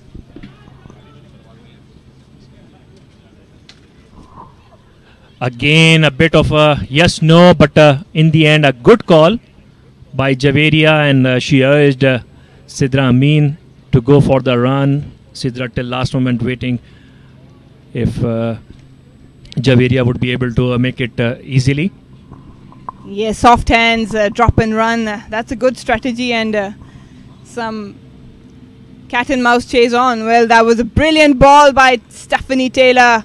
Just missing the outer edge of Javeria Khan. A good length to proceed with. I think West Indies needs more of such deliveries and probably wickets. And Marina, what a revelation Sidra Amin has been in this series. I think from Pakistan's side, she has been the discovery, not as such discovery because everyone knew about the talent, but the way she has performed in the last two, in the last ODI and here, that's been a very heartening sign for Pakistan cricket. Yes, definitely. It's always a good scene to look a youngster stepping up at the big stage. And I've been around Sidra Amin. She's a wonderful girl, a very hard worker. I've seen her work hard. And she wants to learn more from the seniors and then apply it on the ground. So, yes, superb. There was no doubt about her talent.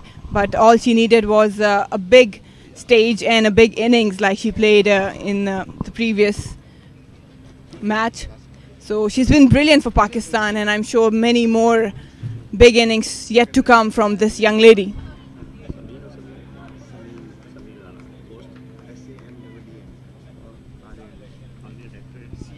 Sidra very much in control of her batting, and that's a delight to watch. A good batter with a good control on any given day can cause problem for the oppositions. Carried away beautifully. That was a bit uppish, but in the vacant area. And along with Sidra, Javeria is cruising towards this run chase. A very positive sign for Pakistan. But worries for West Indies right now because they're looking for wickets but not getting any success out of it.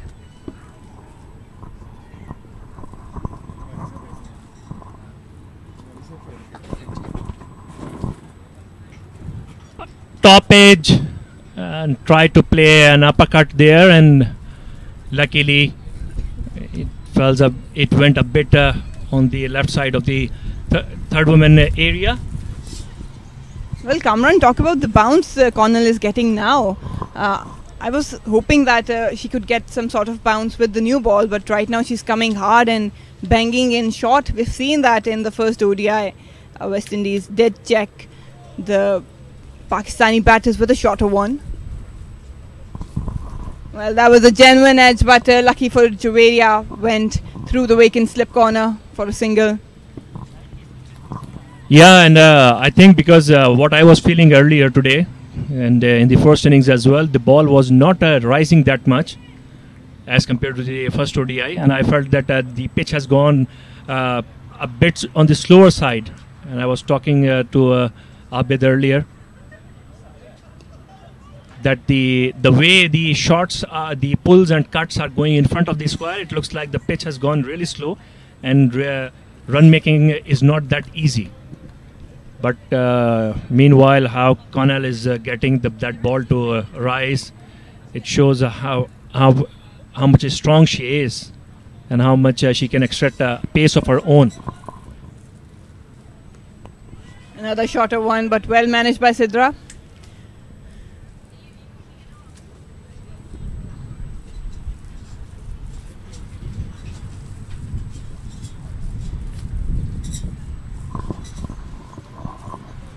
So with that, that concludes the 22nd over. It's 76 for 1. Cameron, talking about the shorter ones, even Diana, the 2 wickets she got was from the shorter ball, but I did sense that it just held into the surface, did not hurried it up, and that caused the wicket for the West Indies. And now again Cornell just banging in shot, but it's not that sort of a short ball you would like that comes onto the bat. The surface has something to do with it. Again turned around, but this time there was no chance of a run. Yeah, and especially Marina, the wicket that Diana got off Stephanie Taylor, because she was there already on 50 plus. Even then she could not judge the pace of the ball, and she pulled it and the ball went to mid wicket instead of she was trying to push it to a square leg. So that showed a bit of a double pace maybe, or slowishness of the pitch there. Taylor now operating very smartly. They know that this pair is up to some cheeky singles, and that's how Pakistan should be operating.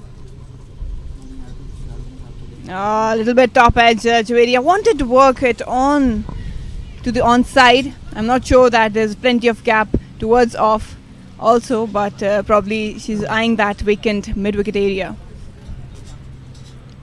It's up a sweep chance and gone. So again Javeria Khan going for an expensive shot and top edged it while sweeping and lobbed an easy catch at short square leg. Yeah, pitched up by Taylor, and Javeria just missed the length. It wasn't there to be swept, and Javeria was in no position to sweep that ball. Ended up just airing that ball. Easy catch to the short square leg area. Probably that wasn't needed. All she needed was to support Sidra Amin with the rotational strike. But yeah, a big wicket for West Indies and a blow for Pakistan. Yeah, it looked more of a premeditated sweep. She literally dragged it from outside off stump, a full length delivery from outside off stump, and she was probably felt a bit greedy, and because the square leg was in the circle, so she premeditated that shot. But that brought Pakistan captain Bisma Maroof to the wicket, the only left-hander in Pakistan's lineup. So 96 innings she has played with an average of 27.5 around, strike rate of 55 plus, and 2,337 runs, 12 50s, and a highest of 99, a magical 99. No hundreds to her name yet, but a batsman of highest capability and potential, and a bit of a repo of a match winner as well. So with that, we are joined by Nabil Hashmi again. So, and all along in 3 ODIs, we have had this opportunity of sitting with the best of business, and very fortunate to have Nabil Hashmi with us in content. That's a bit too much for me. Probably a tear or two in my eyes as well for the compliments you have given me, Kamran. Well, Javeria, I think the downfall, she was trying to make a shot out of nothing. It was an easy delivery. She could have easily pushed it to the offside. Marina, I think when you are not in the best of form, that's what happens.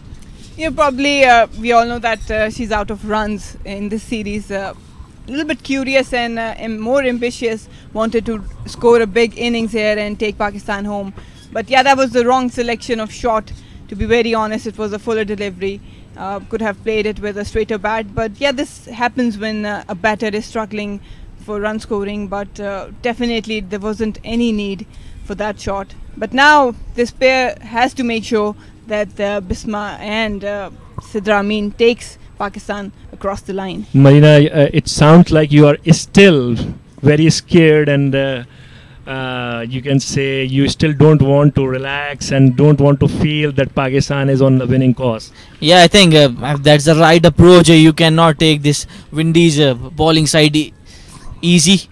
83 runs is still required, and we should not forget that Pakistan were bowled out for 70 odd in the first one-day international. Good that has been pulled disdainfully. An outstanding shot. Bisma showing her capability and how easily she pulled that, Marina. Stand and deliver by Bisma Maroof. she saw it coming, shot of the length, and all she had to do was middle it beautifully to the mid-wicket vacant area. Yeah, Kamran, talking about not getting easy. Being a player myself, and we know that it's not over till the last ball has been bowled. But you guys can take this shot as my answer to all the skepticism. And I know it's not over till it's over. Talk about the comeback by Connell. It's been a brilliant delivery after being hit for a 4. Yeah, but the I must appreciate, and we all must appreciate, the way the Pakistan team has bounced off after that drubbing in the first ODI. The amount or the magnitude of that loss could have flattened any side, but the way these girls have bounced back, just amazing. Certainly losing the first match by 146 runs is never easy, and then Pakistan coming back in the second one-day international, and now they are I won't say they are in cruise control, but they have the control over the game here, and I think it's in their hands to either win the match or lose it. That's a drop and run by Bisma Maroof, rightly done so, and backed up by Sidra Amin. Well, I think that when you lose a game, it tells a lot when you come back to other game, and that's the character shown by the Pakistan team.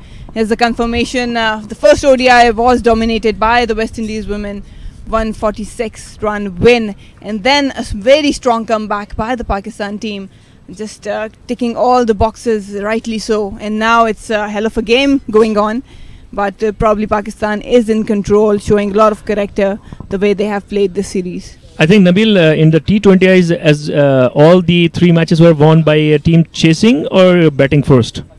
Well, as far as Pakistan were concerned, they almost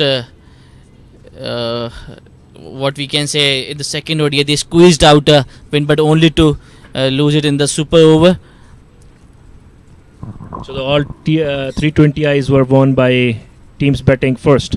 Yes. So here the 2 ODIs were also won by the team batting first. So it is going to be first of its kind in this whole tour of Windies women. Probably Dubai has a reputation that if you see at the stats, it says that the wicket gets slower in the second innings, and it's difficult to chase even with this lightning fast outfield. But it's the track that they're batting on. So with the girls' game, you cannot offer much pace to maneuver. So it gets a little hard while chasing, and I think that chasing is never easy in any format. Yeah, and I think, Marina, that this pitch has gone again. So this was what I was about to say. This pitch has gone a bit too paced, the way it has played even in the first innings as well. So because either the ball which is pitched up, well pitched up, or pitched really short, that deliveries are getting a loud appeal, and it's given out. Surprise, surprise here. Could this be a turning point in the match? Bisma Maroof is not happy, certainly, but a big wicket for West Indies.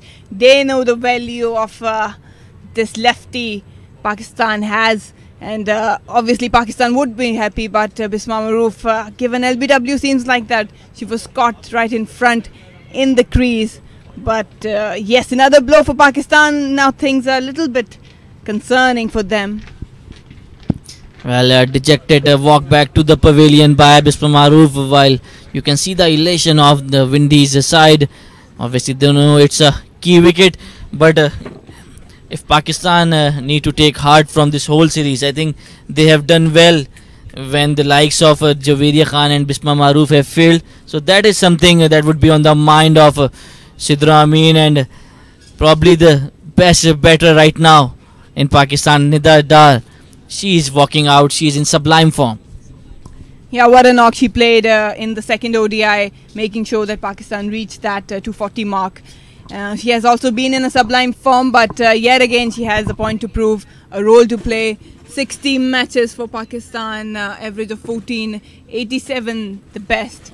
strike rate of 60. A huge responsibility now on Nida along with Sidra Amin. But West Indies just picking a few wickets and creating some pressure for the girls in green. Well, we have been joined by Abed, who has replaced Kamran Muzaffar in the com box. Abed, Pakistan are now 82 for 3 and probably some alarm bells ringing now. Thank you very much, Nabil Hashmi, for a lovely introduction. Well, I couldn't... Oh, that's a big shout there. No, I think impact was outside the line.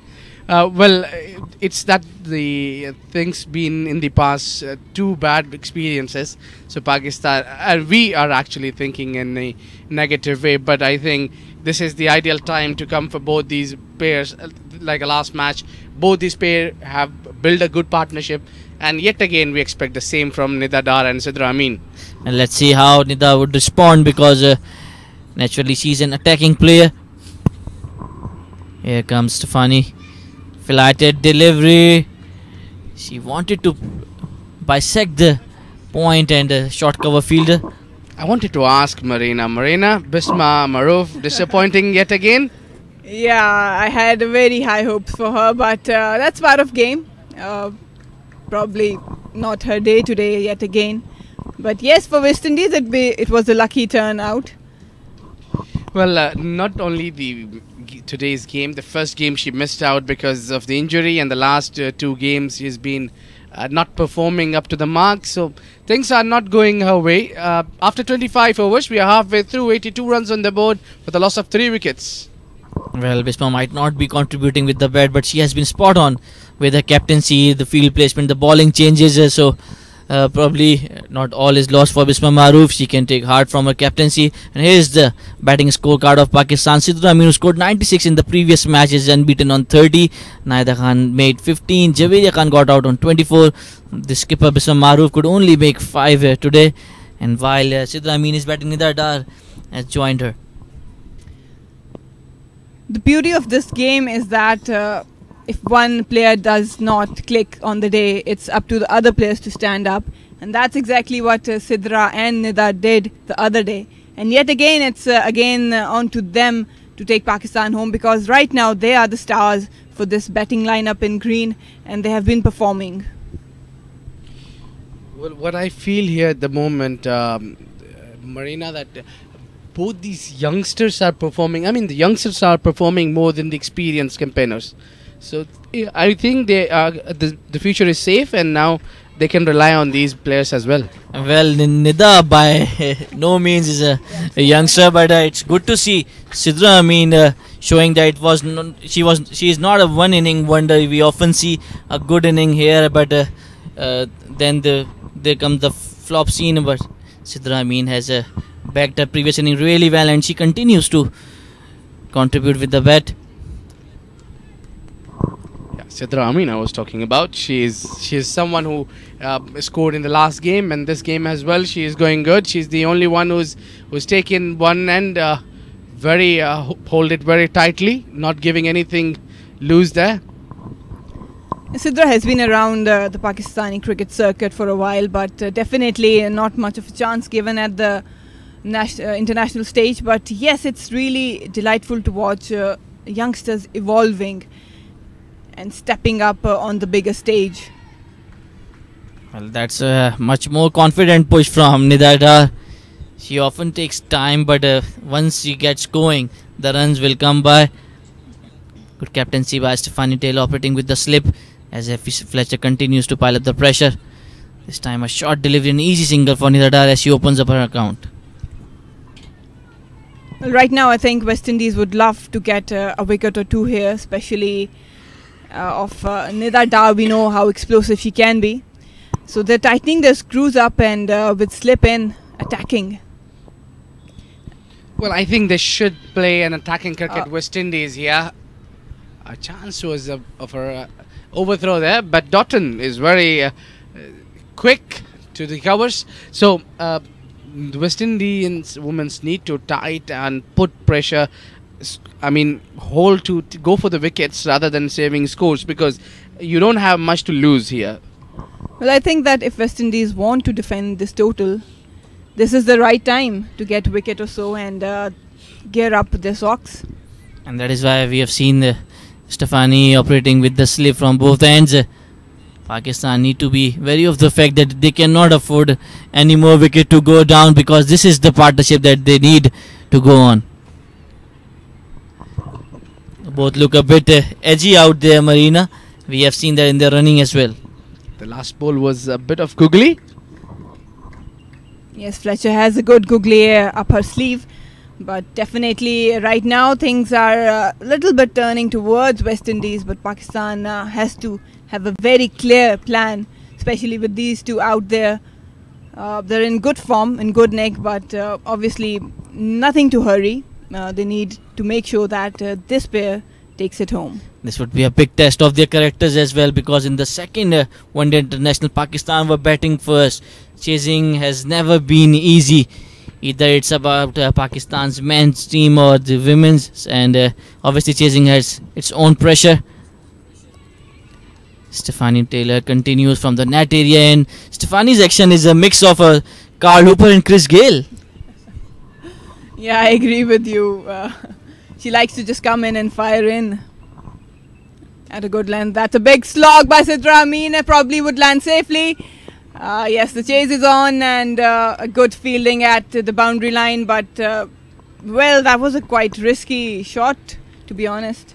Yeah, you need to take the pressure off. So sometimes you need to do those things. If it would have been 4 there, the pressure would have eased. Not in control, but probably a good couple to set off the pressure, as you said, Abid.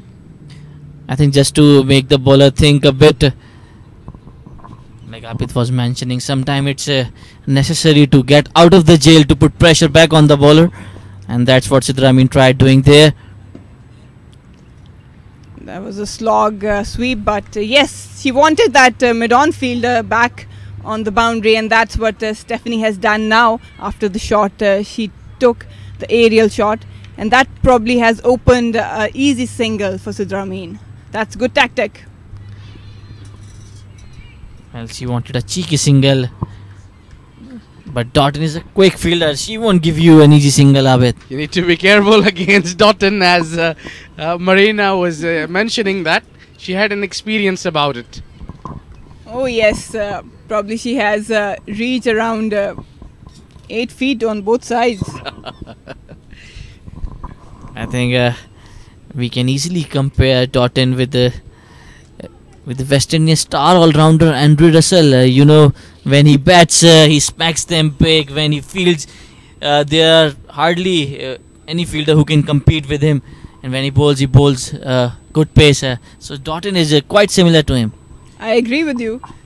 Even Russell just comes with a bit lazy action and comes and bangs hard. And then the explosive action. Yeah. Yes, and even in the fielding, they look very similar.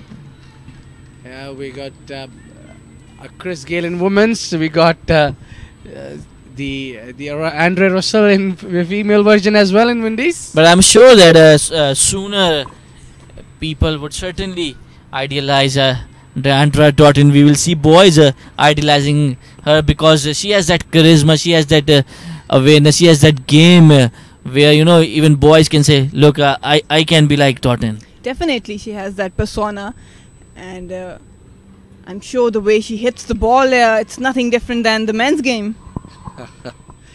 Yeah, I was surprised to see a 6 of Connell on the first ODI. They all have it in them, right? Even today, one at the side screen from the Taylor. Flat. That was from Doughton. Doughton? Yes. Okay. Yeah, she just lofted Diana Big easily over her head for a 6. And we can see Nida Dar right now is itching to turn on the strike. She's just one of the 10 deliveries. Well, for me right now, Pakistan should have a plan that keep on rotating strikes, and anything that is loose on West Indies end, they need to capitalize on it. That's the far best easy plan Pakistan needs to follow. A slog sweep, and that would be cut down, but running hard for the second. The chase is on, and a easy double for the girls in green. I don't know, for some reason Sidra Amin stopped there. That wasn't easy to, and I think that's what pressure do to you. Obviously, there are certain calls which look crystal clear, Abid, but then there's this thing that whether you want to take it or not. Yeah, this happens when you have easy work to do, and then you decide that I should go for the risk or not.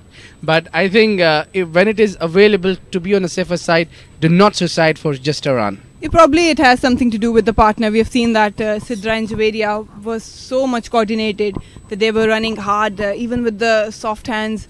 So there was loud and clear call, but tucked away nicely towards the third man that might run away for 4, but with Doughton, yeah, the ball wins the chase. Lucky boundary for Sidra and Pakistan.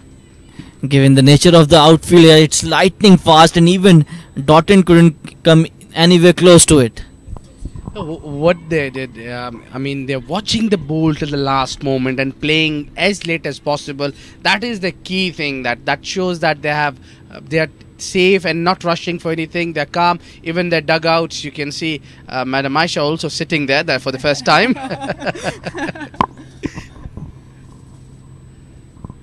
Yeah, wanted to use the feet and get a single down the ground, but just yocked her. But yeah, good batting by Sidra Amin, still very calm and composed, along with Nida.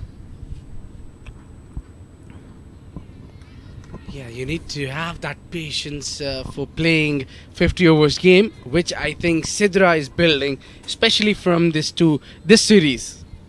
I think if she can see off Pakistan here with the victory, that will do a world of good for Sidra Amin's confidence. Youngster comparatively, because like Marina was explaining to us that she has played for Pakistan for long but haven't got the ample of opportunity that she should have got. And you need to have someone there in up to the order. As an opener, you always need someone to play a long inning and a very good safe pair of hands. You see, the thing with the opening pair is that the whole team relies on it. Nicely worked, but yes, yet again Doughton with an ample reach didn't allow any single out there. So a good comeback by Stephanie Taylor, conceding a boundary on the first delivery and then 5 dot deliveries, and with that it's the end of 29th over. Pakistan are 93 for 3.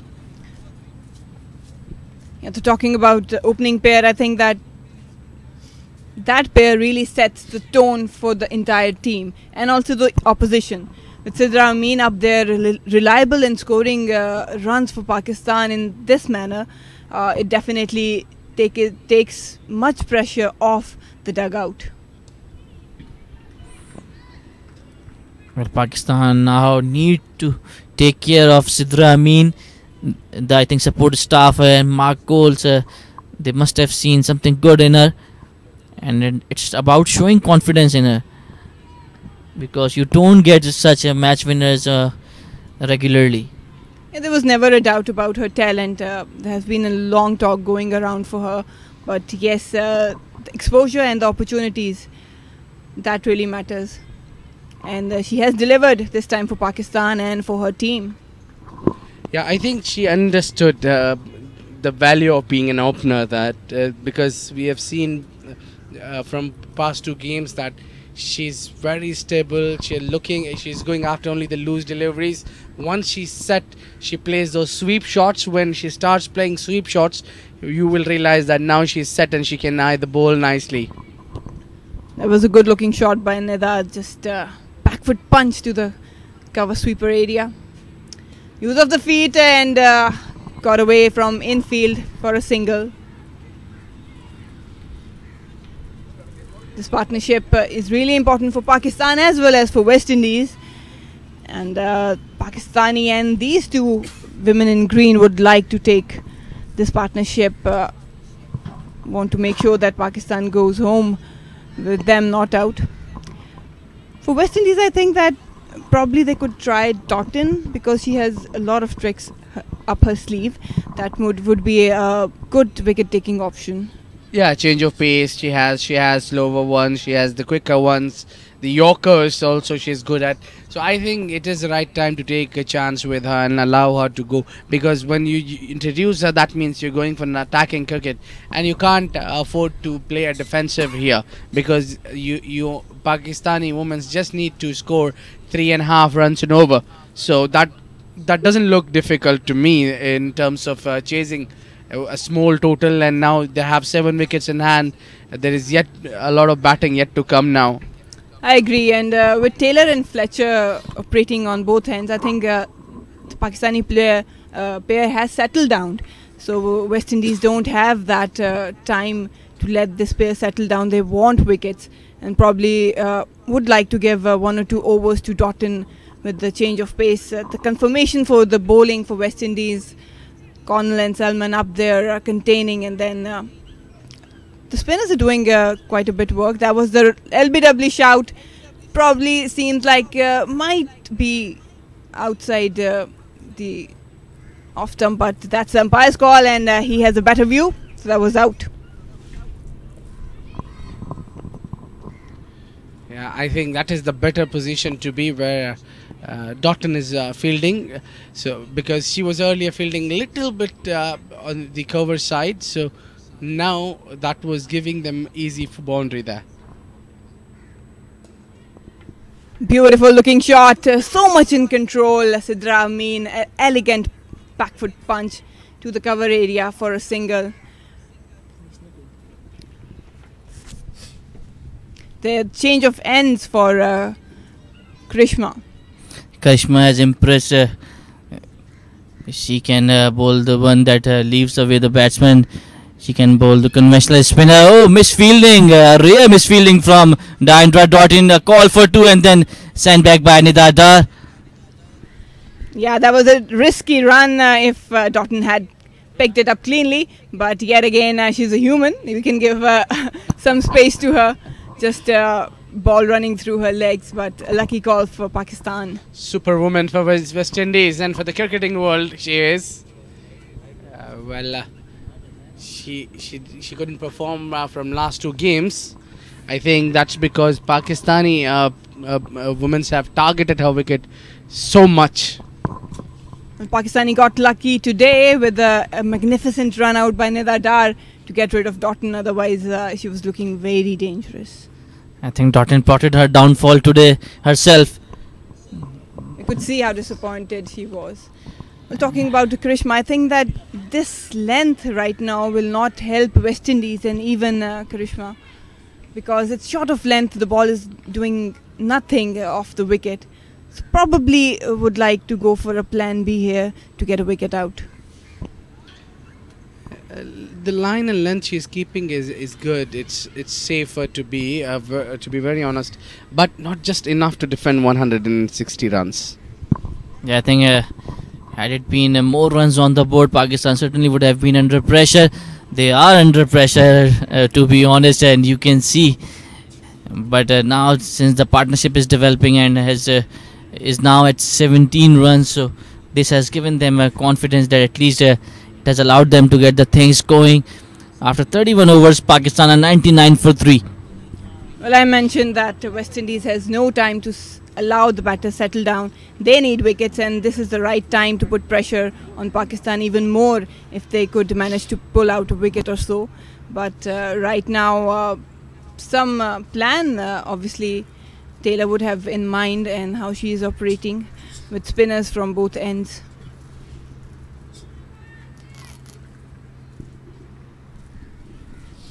Well, Effie Fletcher will continue from the other end, so spin from both ends.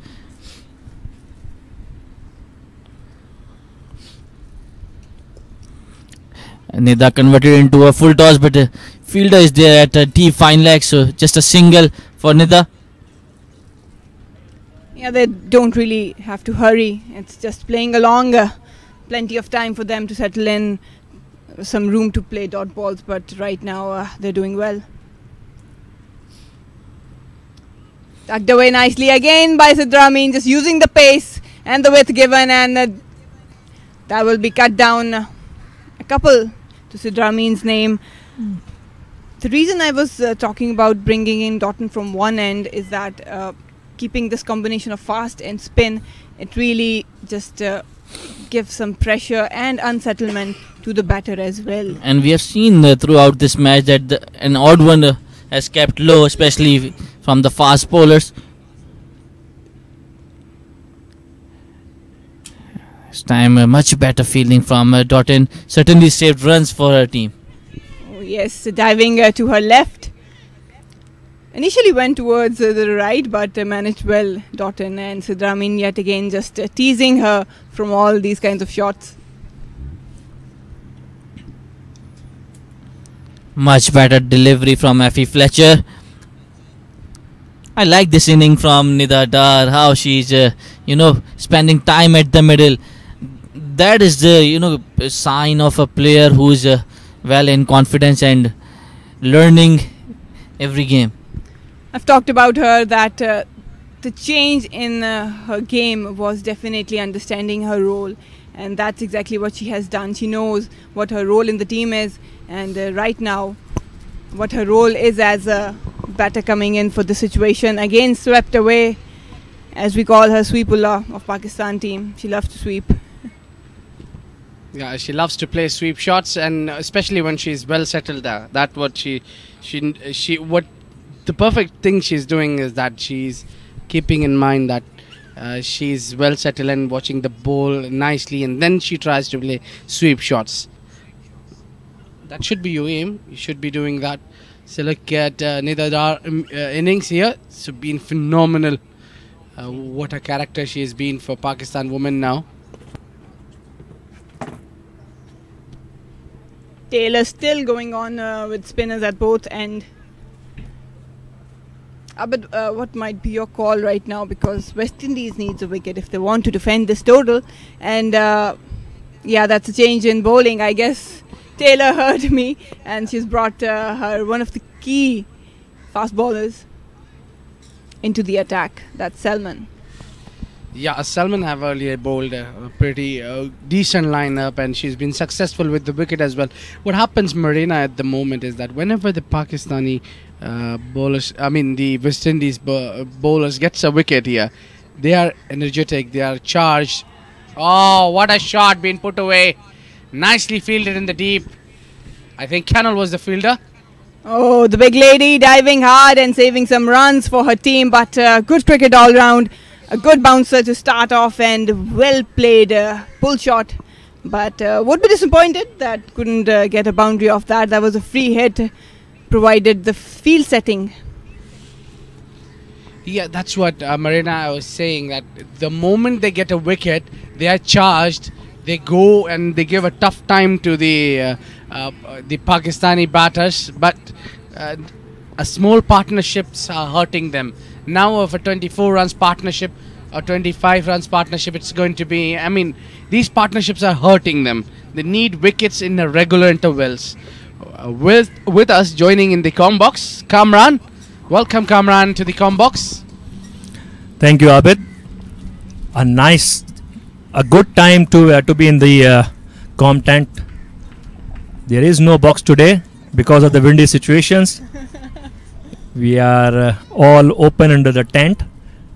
A nice breeze now. Unlike the windy and dusty atmosphere we had earlier in the day. Well, yeah, if West Indies wants to win this match, they have to take wickets. There's no option apart from this. But right now, Salman operating, and seems like that. Now Taylor might have a plan given to Salman. Right now, starting off with the shorter length. We've seen that.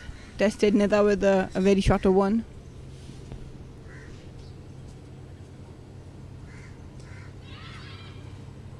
Change of pace by Salman. Very smartly operating right now. Marina, if we look back to the start of the day, Stephanie Taylor won the toss and elected to bat first in that situation. If you were in her position, what you would have done? Would you have done the same? Well, I had a good look at the pitch. That's brilliantly played by Nida Dar. Talk about some wrist work. but fielder was quickly onto it. Just a single allowed. I had a good look at the wicket, and to be very honest, there was not much to offer for bowlers apart from the wind blowing, and probably it was a good track to bat on. The only thing that brought West Indies in trouble was the wickets Pakistan kept on taking with right intervals, and all credit goes to the Pakistani camp. Otherwise, the way Windies started, it looked like the right decision, but couldn't really be consistent in approaching that target they had in mind. So yeah, if I had won the toss, I would have opted to bat, because I've seen how this wicket had played in the second ODI, and till now you can see that it's really hard work for the bowlers. Yeah, the reason I asked that question was basically sometimes we don't give the credit where it is due, and sometimes we unnecessarily give the credit to the opponent captain that they made the mistakes. But here this morning, I think Pakistan bowling was and fielding was exceptionally good. Well, that's a good delivery to beat the batter. A lovely looking delivery by Doughton. Well, with that, I'll introduce K. Asif. K. Asif will take over from here. Welcome, K. Asif. Thank you, Abed, and it's been very nice for the Pakistan that they're in good position. 53 runs now require for this victory. Nida Dar not out on 10, asking for the LBW, but it was on the leg side, obviously. Yeah, Pakistan is a much more comfortable position now, especially having 100 on the board. A bit of a slowish innings it has been, but the good part for Pakistan, or the most importantly, they have not lost too many wickets, which was the order of the day. Well, that's right, and the important thing is that Stephanie Taylor must be thinking about that after winning the toss, when they are going for the batting first and not putting a good total, 160. It's an easy total when you are chasing in ODI, and so far Pakistan done very nice with the bat as well. Earlier they were perfect with the bowling as well. Dot in again, and again played watchfully by Nida Dar. Yeah, it always seems a pretty easy target, but especially these kind of small targets, at times they become very, very difficult to chase, because as soon as everyone starts with a bit of a complacent mindset, and as soon as a couple of wickets go down, everyone starts panicking that if we lose, what will happen, and then they go on that route of actually losing the match, and it's the fear of losing and fear of failing to achieve a very achievable target, and the possible embarrassment and humiliation that adds more pressure, and at times the chasing sides, they crumble more because of thinking of those all those possibilities rather than the opponent. Well, that's right. Ending of this over now, 34 overs gone, 107 for 3.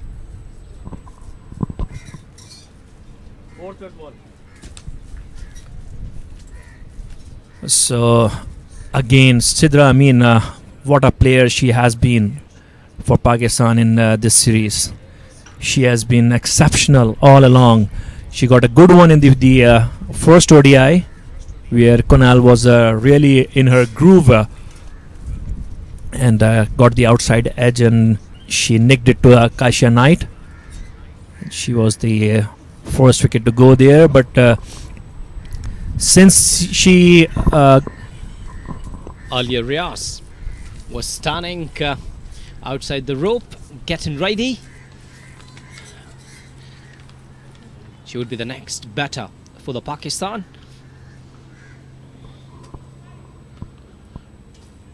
Placed on the onside. First run taken fastly. Good running between the wicket. You were talking about the pressure. Whenever you are taking pressure, you cannot come up with the confidence, you cannot come up with the good results, don't take pressure, just go for your natural game, and I'm telling you that just enjoy your game. It would make more easier for yourself, for your side, for your team. Without a doubt, Asif, and it looks like Windies captain Stephanie Taylor are just throwing the last dices for this to restrict this chase, because she's apparently she is bowling out Shakira Salman, who is her leading bowler, and we are still in the 35th over. She has probably realized that this match is not going to go till the 50th over. Well, Kamran, I'm amazed that they're not going for an experience. They should go for an experience to get an early wicket, to go and break up the partnerships. And Sidra Amin, she's playing so nicely. She's going with a straight bat, not going across the line. She's just waiting for the loose deliveries. So I think that Windies, they're not putting plan B there. Exactly, Asif, and just to let our viewers know, this series, 3-match ODI series, is part of the ICC Women's Championship 2017 till 2021. It's part of the Road to Women's World Cup 2021, which is going to be held in New Zealand. A quick run and direct hit. No, it missed the direct hit. It could have been very close, but Nida Dar was sprinting towards the non-striker end. Well, a quick run. I think that there is no need to take these sort of risky runs. You're very good. Look at this. A quick call. Ending up comfortably, but there is no need to take these sort of runs. Pakistan is in strong position, and now 35 overs gone, 109 for 3. Yeah, coming back to the ICC Women's ODI Championship, these are the Pakistan Women's Series results. So it started in October 2017 when Pakistan played New Zealand in the UAE, and they lost that series by the margin of 1-2. And then in March 2018, they went to Sri Lanka and defeated Sri Lanka 3-0. And in October 2018, they hosted Australia in Malaysia, and they lost the series from mighty Australians 3-0. And this is in February 2019, they are playing West Indies in the UAE, which is at the moment tied at 1-1. And the Pakistan women's, the remaining rounds that they have to play against South Africa, which is next, and then India and England. So the context or the importance of this ICC Women's Championship is that after the 2017 Women's World Cup, it started for 2017 to 2021 among the top 8 teams: England, Australia, South Africa, New Zealand, India, Sri Lanka, Windies and Pakistan. So how it works is that host New Zealand plus top 4 ranked teams will go directly.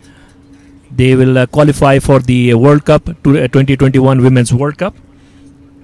And the bottom 3 teams will play for the qualifier in 2020. And each of these series consists 3 ODIs. So each team is supposed to play a 3 ODI series against the 7 other teams, and each of them is called the rounds, and maximum 4 series to be played at home and minimum 3 series away series. So the Pakistan has already played 2 away series, and it's the second home series, and the next is away series in South Africa as well. Thank you very much, Kamran. You have shared valuable information during drinks break, and well, could you share us about that what about the dates of Pakistan versus South Africa? Is it a away series you're telling us? Yeah. Yeah, it is going to be, and it's probably in it's next in after summer it will be.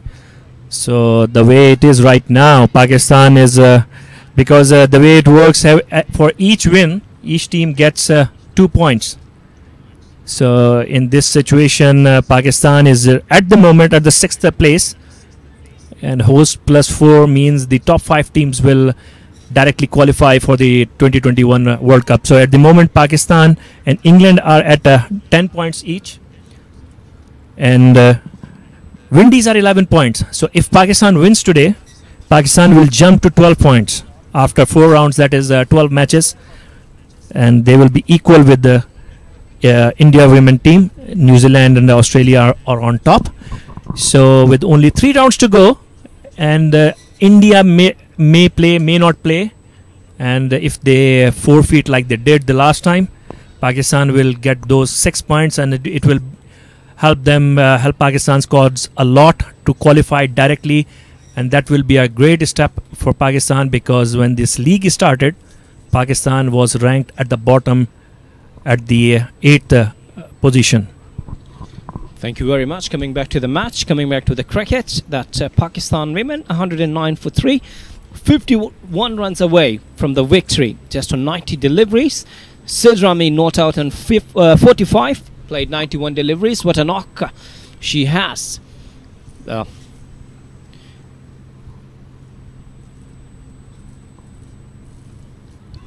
delivery on the back foot. A soft punch towards covers just for a single. Yeah, okay, Asif. So you can imagine the context, the importance of this match. And it's just one match, but in the greater scheme of things, this can be that crucial one match that could help Pakistan end up in the top 5 and qualify directly for the next World Cup. And the good thing is, most the whole team knows it. And I had a chat with the officials before the match, before and after the previous matches, and one thing that was on their minds were especially that this is part of the ICC Women's Championship. We cannot take it just like one-off matches or something like that. It was an outside off-stump delivery. She was trying to nudge that ball towards third man area. Well, if you could talk about this series, we have watched that how Pakistani women team improving day by day. They're fielding well. They improved a lot in their bowling. They improved a lot in their batting. If you talk about the batting of Sid Ramin, she had a fantastic knock in last match as well. An over pitch delivery this time from Doughton, and Doughton, she's looking out of touch today. She's not in a proper mood.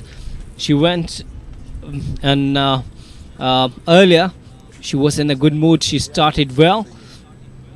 We have observed that couple of lapses in the fielding as well from Doughton.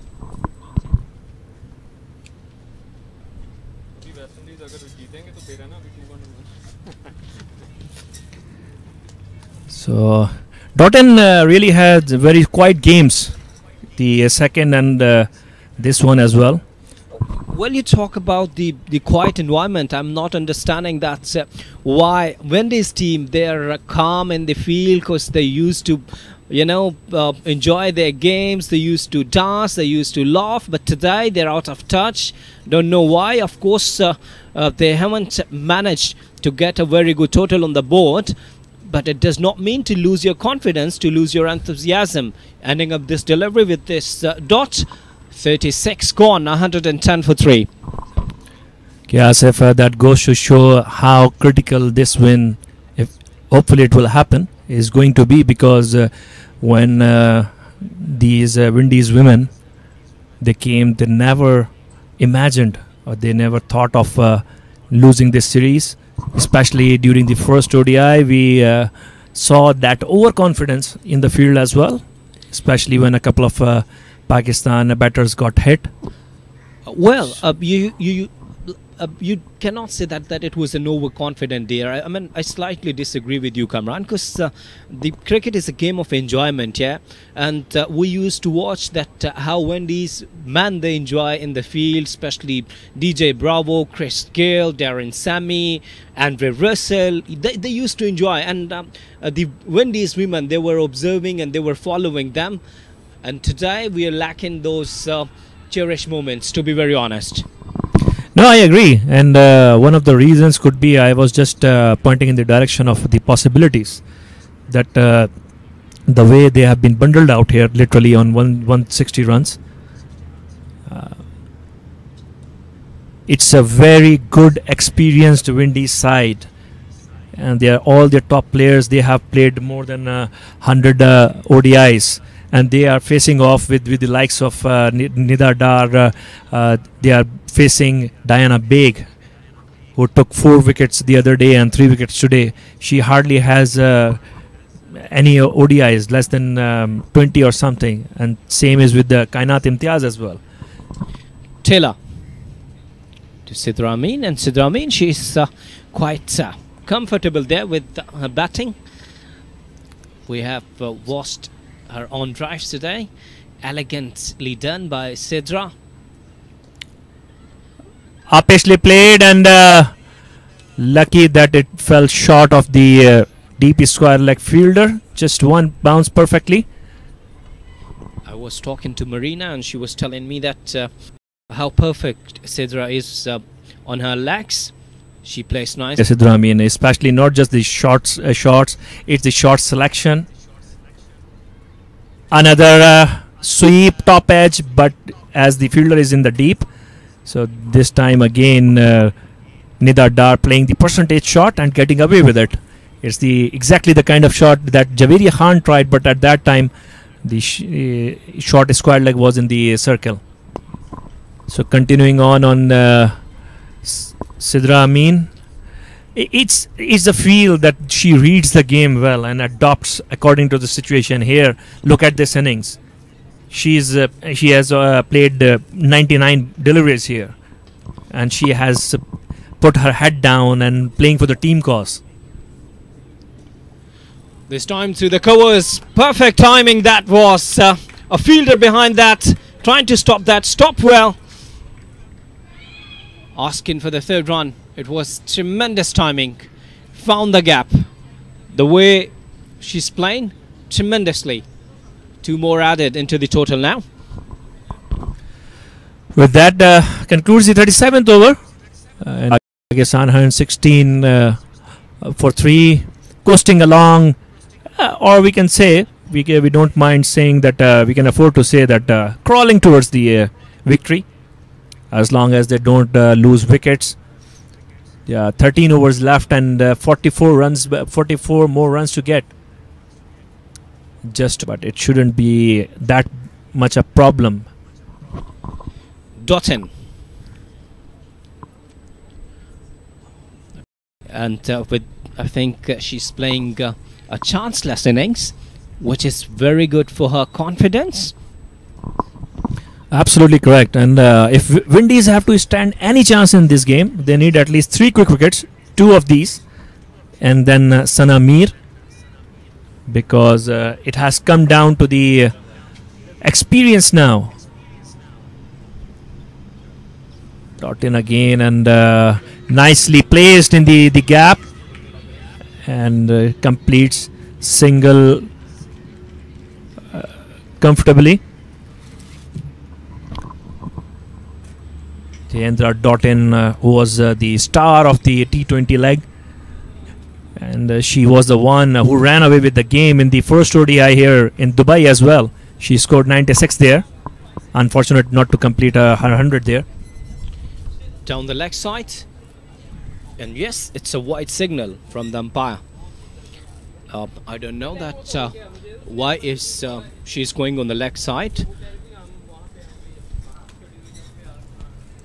Kept off her line.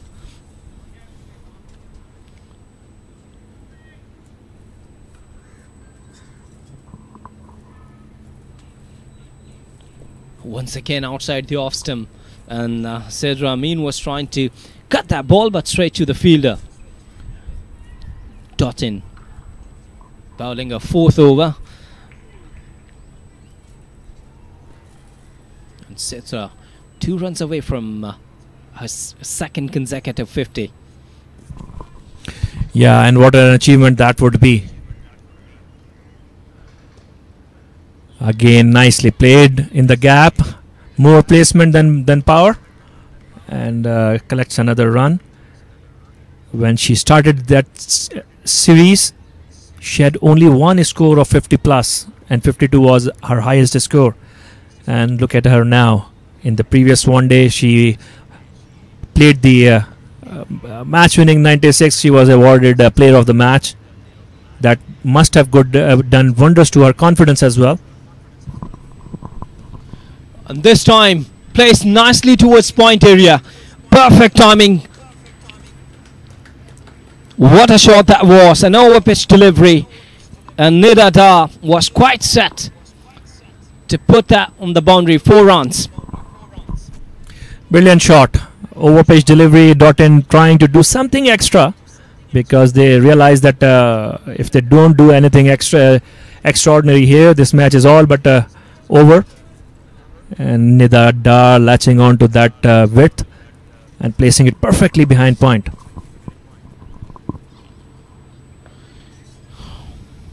Well, Pakistan 36 required, 38 overs gone, 124 for 3. Coming back to Sidra Amin, she had solitary 50 before this series in her 24 matches or 23 innings. And in the last 2 innings, she's on 49 right now, so we cannot take anything for granted. But she played 96, scored 96. Unfortunate to not get 100. Went for a desperate single, and Stephanie Taylor ran her out from square leg. Well, look at the strike rate of Sidra Amin. She faced 102 deliveries, almost a 50. So it's okay when you're chasing 160. You're trying to strengthen your innings. You're trying to build your innings. Just play positive cricket. She was at what she is doing now, supporting her team. She has a lot of confidence due to last ODI. And here it is, another single. And that's back-to-back 50s for Sidra Amin. What a performance. And look at the spectators and pavilion enjoying this innings. And of course, well-deserved 50 for Sidra Amin.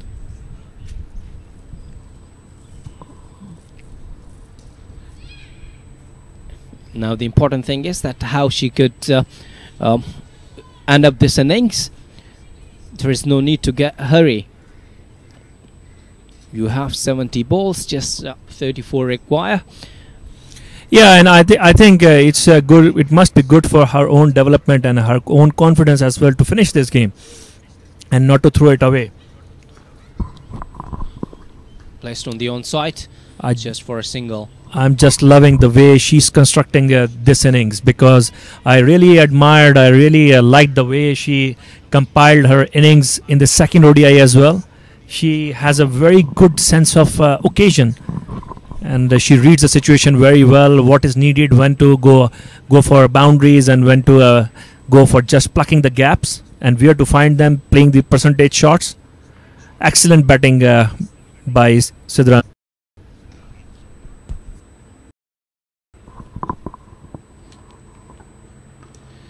Well, that's good cricket.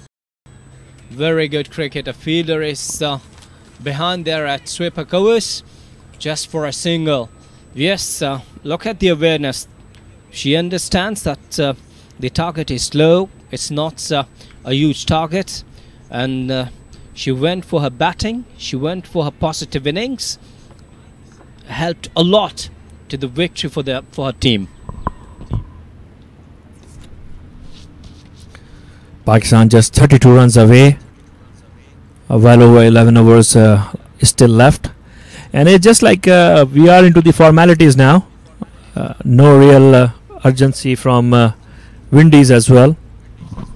In Combox, Kamran is pretty much positive concerning victory of Pakistan women. And yes, the scoreboard is showing the same thing. A slower delivery. Yes, call, but yes. On the other side, better was not interested at all. And Asif, you have to tell me, how can you be not so positive about Pakistan and Pakistan chances in this position, the position that Pakistan is in? Yes, you are right, but let me tell you that when we talk about cricket, asking for the LBW, and yes, up goes the finger. It was bad finish. Disappointment went across the line there. It was a straighter delivery and played across the line. Up goes the finger. Sidra departs on 52. And that concludes the 39th over as well. And bad luck for Sidra Amin. She should have finished this game. And that one looks like to be for UK Asif, who one of those who were seeing, if not hoping, for a bit of drama in the last 10 overs or so. But I think it would be just a drama. It will finish in just a bit of a drama, not anticlimax for Pakistan or any heartbreak from here. Well, I think only 32 required. The new batter in, Sana Mir, well experienced and former captain as well. So I think that it's a very simple chase now. Look at that, 105 innings, 18 average, 1,587 runs, 350s and highest 52 as well. So I'm telling you that there is no need, and please don't hope for any drama. Yes, if you're getting a hat-trick here, then we could understand that, we could imagine a drama here. Apart from that, it's a quite simple match. Yeah, and as I was mentioning earlier, if Windies have to stand any chance in this match anymore, they have to take these wickets. And Pakistan has sent in Sana Mir ahead of Alia Riaz. In the last match, Alia Riaz was sent in ahead of Sana Mir. So this is, for a while, this is going to be a crucial period for Pakistan as well. So just in case, if Pakistan loses another wicket in an over or two, that may set in some panic, or some panic of success, as they say.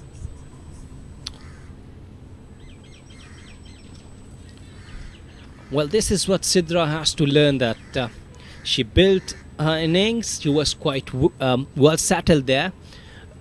What happened? She went across the line. There was no need to play any hairy-fairy shots. Just she was playing so nicely with a straight bat. She lost her wicket, and now her team is in pressure. A good shot by Nida Dar. Lovely timing. A beautiful punch down the ground, and placed it perfectly in the gap. That will ease some nerves in Pakistan dugout there. A few anxious faces we see right on our right side, and obviously this is that phase of the game where a few players would like to keep their feet not on the ground. Once again, a huge shout and given. Well, drama started there. That's exactly, Asif, what I what I was saying, that if Windies have to have any chance in this game, they need to get rid of Sidra Amin and Nida Dar quickly, and they have done that successfully. Well, this is what I'm telling you. What's wrong with you guys? You got a boundary there on the last ball. It was an elegant shot, and the very next delivery, once again you went across the line. And I think, look at that. Okay, man, it's a beautiful delivery. Beautiful delivery. No hesitation for the umpire, Asif Yaqub. Up goes the finger. So Nida Dar, well settled, departs now. In walks Alia Riaz, and it's just 28 runs, and a lot will be hanging on. Or Pakistan would require all that experience of Sana Mir to come into play, and Pakistan cannot afford to lose Sana Mir now, because Pakistan has already lost well settled Sidra Amin and Nida Dar. They cannot afford to lose Sana Mir. Alia Riaz, new batter in, a very good athlete, and she's a good hitter as well.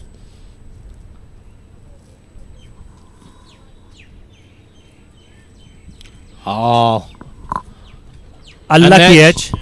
Yeah, a lucky edge and lucky runs. What a perfect time to collect some lucky runs here for Alia Riaz. So in last 5 deliveries, we have seen 2 wickets, a cheeky 4, a classic cover drive 4. So we have had everything in the last 5 deliveries.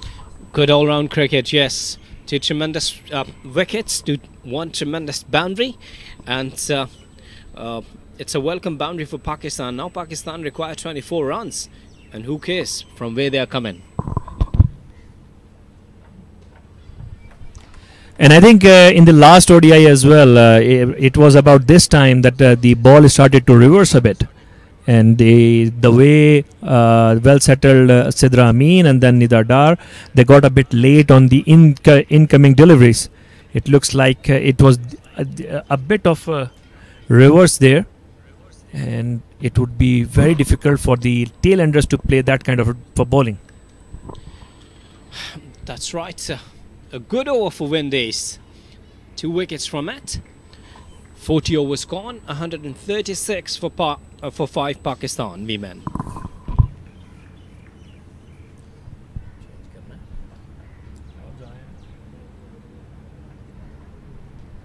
So 24 more needed for Pakistan in 10 overs.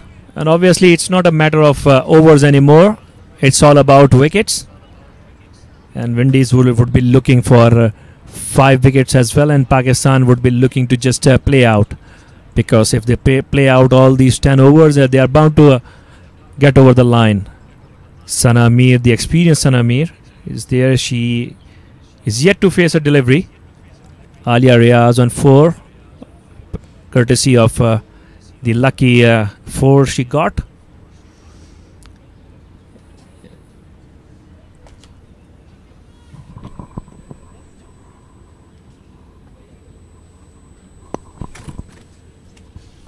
So,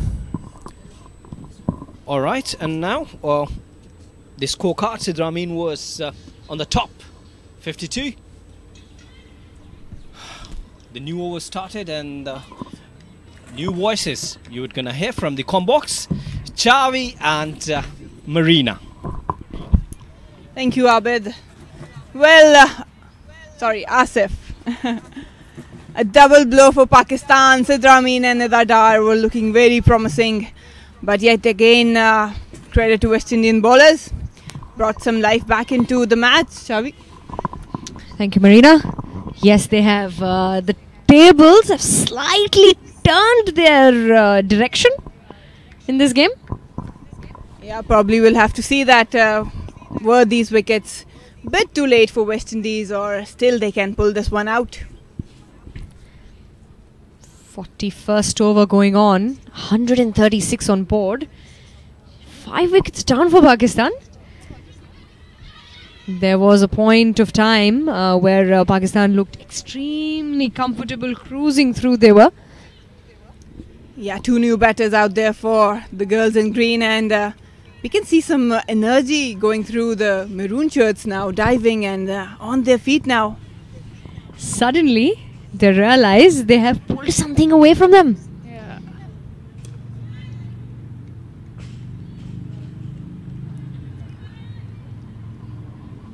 Shakira Selman, I think she's been essential. She's made a good comeback. This is her final over. Yeah, well utilized by Taylor, bringing her in for the second spell, and she has delivered, contained early on, and then wickets at crucial time.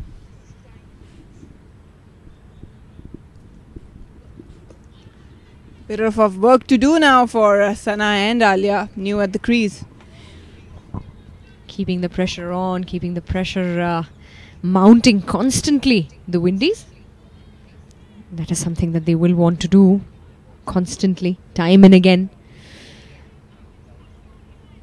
And build a very tight circle around the new batters. You can see not allowing any single to get off the mark for Sanamir. Oh, that was a genuine edge and a good fielding down at the third man boundary. Oh, how disappointed Salman is. Should have put a slip if they want to go after the wickets. that was a chance here for Salman, but nonetheless, I think she had a good wrap there of a spell. Fantastic spell coming in from the opening bowler. That'll be the end of the 41st over. 41 gone. It's 137 for 5.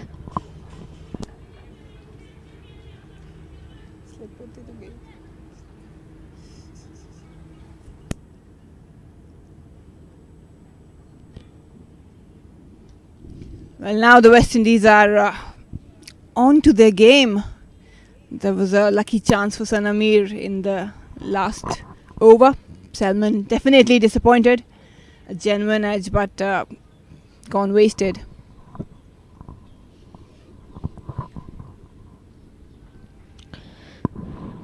Dottin to continue.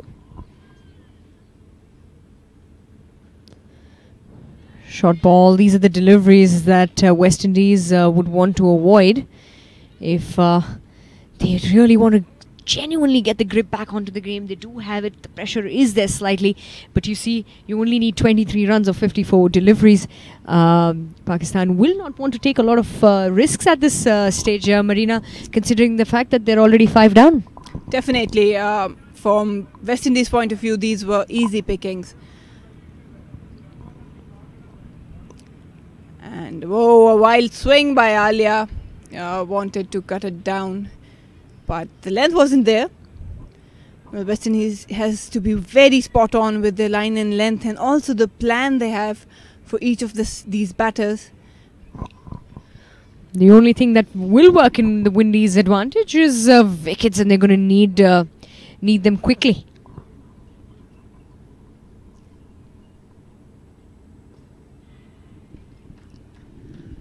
Alia just blocking the incoming Yorker. Well, with the Kainat coming in, I think that these three are the batters on which Pakistan can really rely. Well, Pakistan has to make sure that this pair definitely takes them home, because otherwise that would be a very crucial match for them. The Windies would want to mount that added-on pressure onto the batters out there. They don't want any partnerships to be built up, even those short ones. The target is not very far away at the moment for Pakistan, and a couple of wickets falling down very, very quickly have put them under pressure as well. Oh, that's a good shout. Looks close, but probably Alia getting away with it. I think that it was running down the leg, but Dottin giving some problems to the Pakistani batters. All credit to the West Indies for pulling it out. And that's what happens, Chavi, when two set batters goes together almost a few overs apart. There's when the pressure comes back on the batting side, and that's the life given to the opposition. Yes, that is what usually happens. What these two need to do out there is just see the bowlers off. They need just about 2 runs and over, and they should get there comfortably. 42 gone now. 139 for 5. Yeah, that was a shout. Probably just dragging down the leg and skidding in. Dottin just she got so many tricks up her sleeve. A slow one, a bouncer, in dipping a delivery and also a little bit swing away. So a good package for West Indies. That's the bowling card. Pick of the bowlers. Stephanie Taylor getting 7 over 17 runs and 2 wickets, and our opening bowler Salman 10 of 23 for 2. And the only other successful bowler dotted. How magnificent Salman has been given on this dead wicket, to be very honest. Not much of a support for the fast bowlers, but 10 overs 23, 2 wickets and 2 maiden, superb figures. I think she kept the lines tight, didn't allow any room to free their arms for the batters. Salman, very consistent she was. Accurate, bowled the lines, the tighter lines. Again, a wild swing by Alia. Doesn't seem much in control, just chasing down the wides one. But yeah, talking about the fast bowlers for West Indies, not much of a cushion for them, given the fact that the total was just 160 on board. Usually these low-scoring matches, short delivery, sharp one that. She's a tall girl. Mind you, Connell got her out in the first ODI with a similar delivery. Alia has to be very careful in dealing with this kind of length. I'm sure there might be something considering the first ODI playing in Alia's head, perhaps. And that's a wild swing back to the bowler. That's what Connell has done. A brilliant setup, Shavi. A shorter one in, and Alia was in no position to play that shot. And back to the bowler, and what a good catch in the follow-through. Definitely sure. And Marina, let me remind you, it was a setup. Each delivery ball to Alia in this over was different. The first swing and the next shot ball just over there, and a good catch there by Connell. Well, now some movement in the Pakistani hut. You can see that things are a little bit concerning for Pakistan, provided that Kainat Imtiaz, the last batter to walk in, all-rounder sort of batter, but she can bat. Pakistan has done a lot of times earlier, but recognized batter now walks in for Pakistan. So the experienced Sanami are still out there, and I think Marina, you would agree these two are the last hope for Pakistan. Everybody to come after that are tailenders and bowlers. However, a lot will depend on Kainat Imtiaz and Sanamir on how they get the remaining 21 runs. This is what happens when you bounce back on the game. You get the grip back on the game. Even with just 21 to get, the game has gotten tight. Kainat Imtiaz, 6 matches for Pakistan, highest of 13, but surely she can bat. Yes, Shavi, the thing I love about this game is it never goes one way. It's a rare sighting. We have seen that the match has gone totally one-sided. It takes ups and downs, and we're just witnessing it. Well, as we always say, it's a funny game that we play. A funny game of cricket that we play. It's never over till the last ball. Oh, it's never over. Connell, she would want to add on the additional number of pressure now. We got the slip in place. Wide one. That's not the start she wants. There's the wicket. Shavi, your comments? Good catch there by Connell. We have to realize there's she's a tall girl, Connell. Usually we do say that those who are tall will always take some time to go get low, but I think she was outstanding in that follow through. Solid looking defense by Kainat. Yeah, it was just rised up to her. But talking about Connell, yeah, she was desperate for the wicket, and she knew that there was a half chance and capitalized and turned it to a full one. All marks to her. She's a tall girl. She hits the deck hard as well. The previous delivery that we saw. Look at that.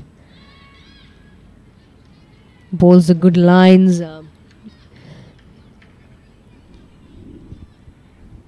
So pressure is definitely on for Pakistan, and all credit to the West Indies bringing out some sort of hope out of this target, especially the fast bowlers, I must say, Salman and Connell. Oh, yet again, just sticking to the willow there slightly. Ball not rising as much as what Kainat Imtiaz would have expected. That'll be the end of the over as well. 43 gone. It's 140 for 6.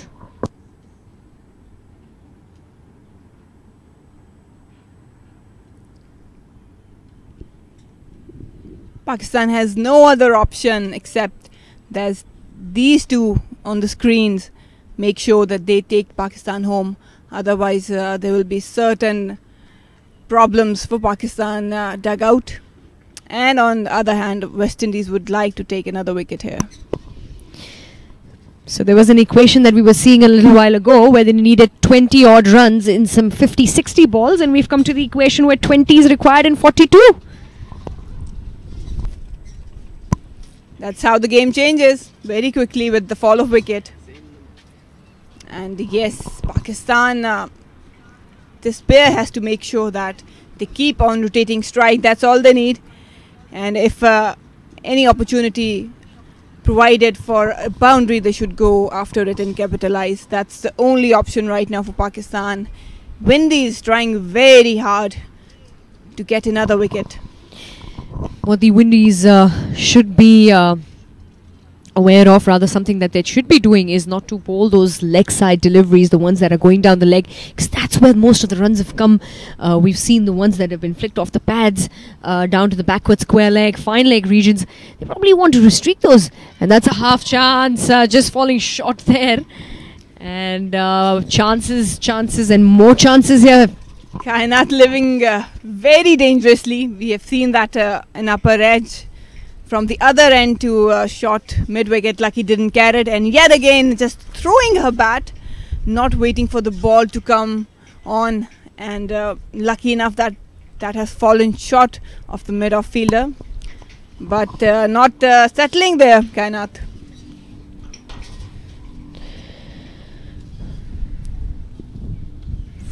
Fuller delivery. They do have some time, but not that much time. Yeah, exactly. That's when you need singles and you need to rotate the strike, because you don't want that opposition who is already pulling the socks up to be onto you even more. Deliveries. These are the deliveries that we were talking about, the deflection of the pad, and it's exactly just going down leg. It's a slower delivery. There's a sudden blow of the wind. The ball is going to move, but when you're already in the run-up and you're already taken your jump, your gather is already there, how are you going to change? How are you going to change your pace? That's a challenge. Definitely is, but I think with the experience Doughton has, it shouldn't be a problem. Probably just adjusting the line a little bit. That's all you need to do. Tucked away nicely by Sana, down to the third. All they need is singles. They don't want to be a lot hasty. As long as they stick to the singles, the ones are coming, they should have a comfortable ride home. However, the Windies realize that they have a chance here. 6 wickets down for Pakistan, and a couple of tight overs for Windies to still have a chance to bounce back.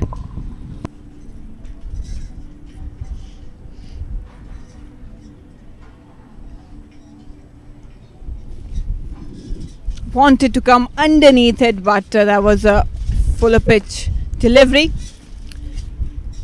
So Pakistan still on the right path, but a bit of hiccups. 45 overs gone. Pakistan is 143 for the loss of 6.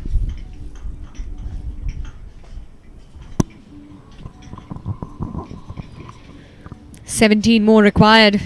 36 deliveries to be bowled.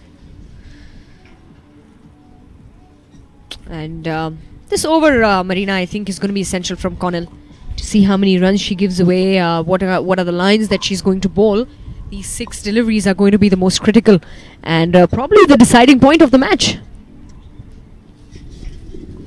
With the slip in and wild swing by Sanamir, It was a little short and wide.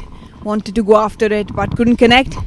Well, I'm pretty sure, Chavi, that Cornell will test Sana or even Kainat with shorter ones, surprising them. And that's exactly, probably you've seen that the shorter ones are sticking into the surface, and that's where the short mid-wicket fielder comes into play. And that was the sort of the setup as well when we had Alia Riaz on the strike. And that's with the consistent deliveries that were moving away from her, and then she gets that wild slash. Probably will be looking for something of that sort. However, Sanamir got away with that single.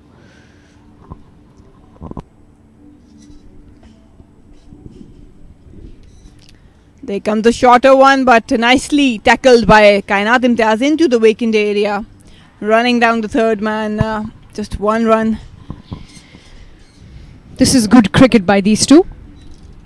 They realize the situation, the urgency of the situation. Need not do anything too special. Keep it simple, keep it straight. All you need are the singles. You've got the time as well. Probably don't want to make any mistakes. You don't want to go crazy. You don't want to hit those, get a top edge or hit those out. Yet again, there was an outside edge, and that's put down by Taylor. Oh my God, how unlucky Cornell has been this series. Yet again, Taylor puts Sanamir down. It went quickly though. It wanted to catch it after bouncing into her hands, but a lucky escape. That went really fast, probably catching Taylor on guard.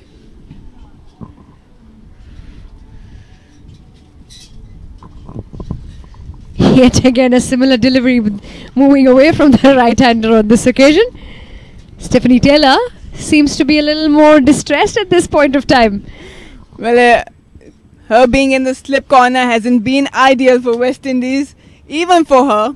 But again, a wild swing. You can see that it really went quickly to her. Tried to catch it on bound, but put down.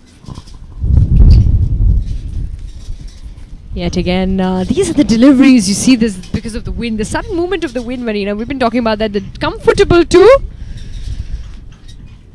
And yes, we've been talking about these deliveries going down leg.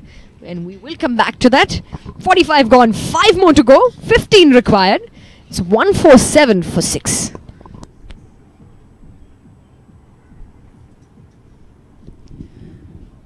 Some smiles all around the Pakistani dugout. But talk about Cornell. Boy, she has been so unlucky. Put down by the keeper, put down by the slip corner. Working really hard to get out those edges on this track, but yet again things are not working for West Indies. A bit of a quick chat there.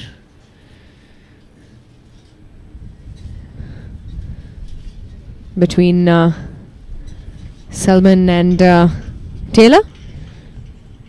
It was good to come together, you know, when things are slightly slipping out of your way. You come together, have a quick chat, take some time, take a couple of seconds, think about what you want to do next. That's a good delivery. It's a good delivery by Dutton. 13 now required of 29 deliveries to be bowled.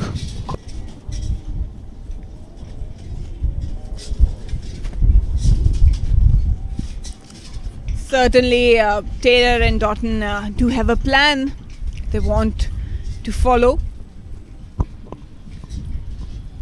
That's beautifully played by Kainat Imtiaz. It was there to be hit, and she made it sure it reached the boundary. Wide and short is not helping for West Indies.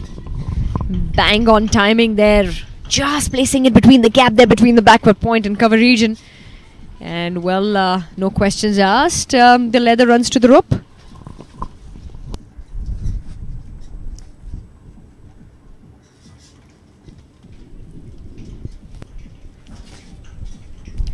Yeah, just the hand-eye coordination really. It was there to be hit out. All she had to do was make sure that she made a connection into the gap.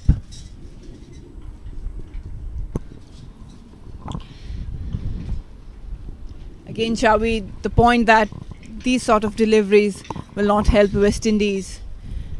whether it's onto the pads or way outside off stump, especially the length. Yeah, they'll have to keep those tighter lines. Yorker lengths, perhaps. Maybe slightly short of good length. Completely good length. You don't want to give away too much for the batters to free their arms. However, I think Pakistan have been on top of their game right from the start today.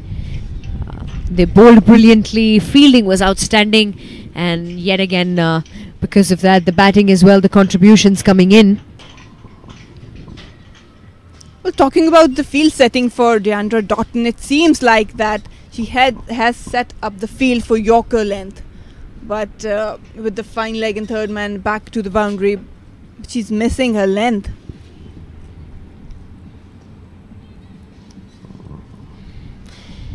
She's been struggling with her shoulder, we saw that. Those are the shiny trophies that will be given out later after the game. And from what we can see here, Pakistan cruising their way through. 9 now required of 26. What a fantastic win it will be for the girls in green, beating the West Indies for the first time in bilateral series. Again, you're just missing the line. Again, the length was more or less spot on, but the line, Doughton struggling with it. With Pakistan right on the course to chase down this target. 8 required now. And a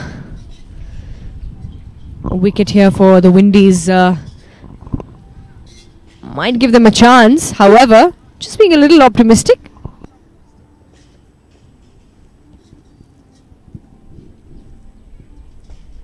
Yeah, optimism is not a bad thing. And yet again, it's not over until the last ball is bowled. But with the West Indies now, seems like a little bit falling apart.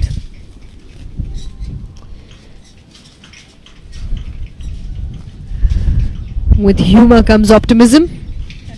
When we play a funny game, it's well driven, and that's a good shot as well. That will also run away to the boundary, and a good shot to the end to end the over. Kainat Imtiaz completely in control. 4 more to get for Pakistan to win this game here. That'll be the end of the over. 46 gone, 156 for 6. What a magnificent shot that was. Over-pitched, and Kainat right in the money. Made sure that it reached the boundary. Good hands, good balance, and with the pace of Deandra, it was all about timing.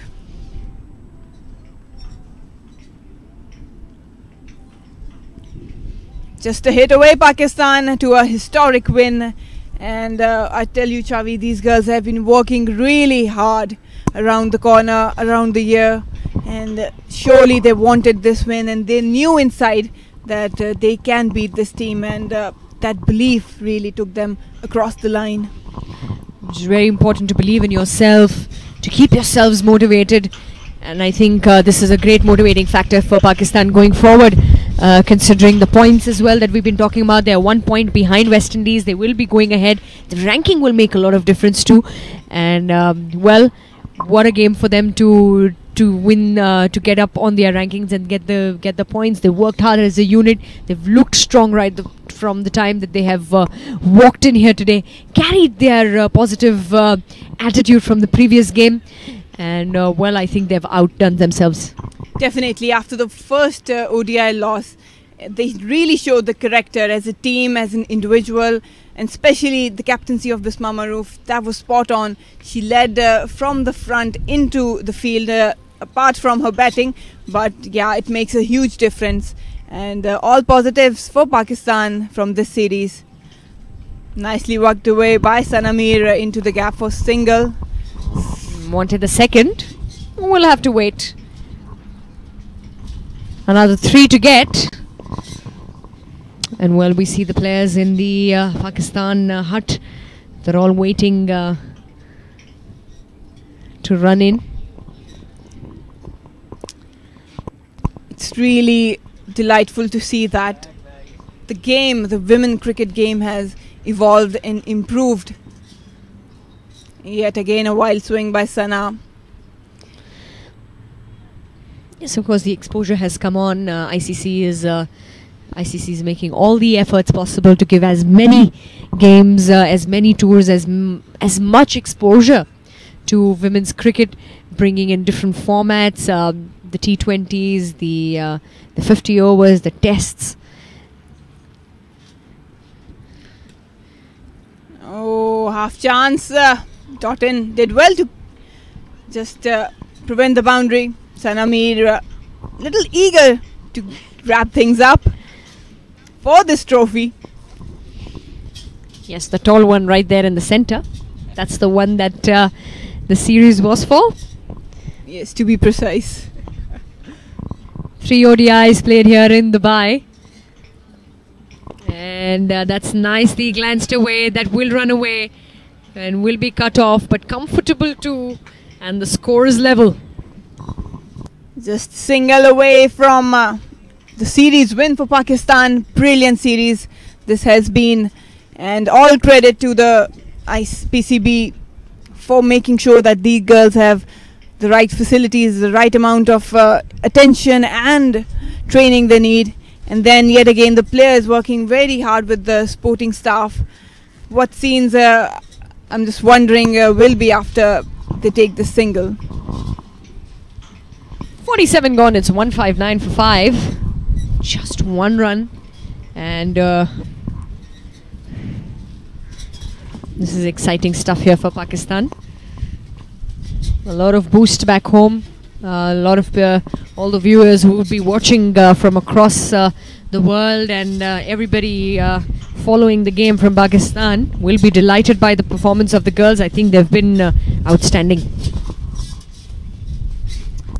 A good Yorker by Dendra Totten.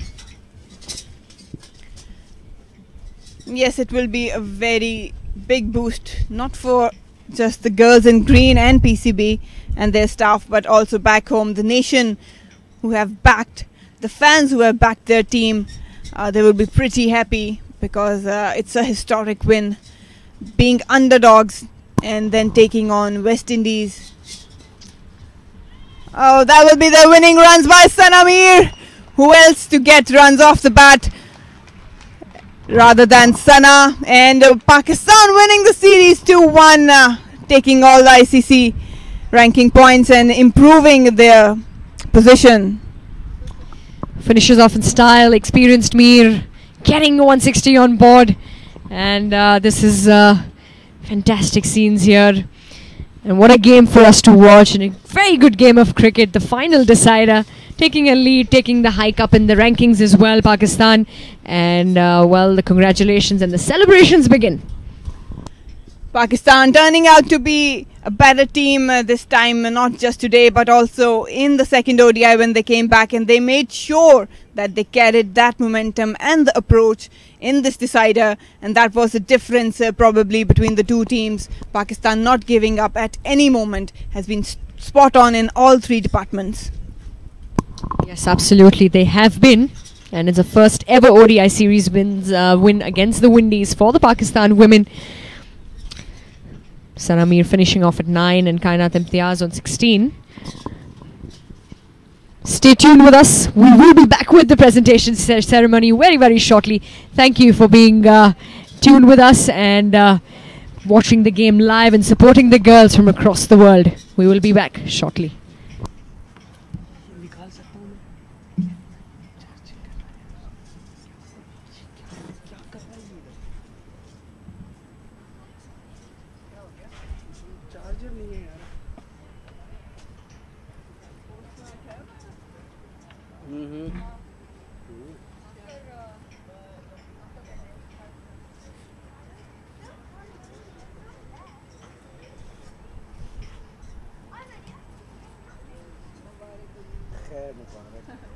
Finally, after a few hiccups, Pakistan has made it.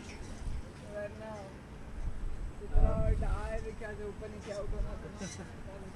You always with the Sports 360? You always with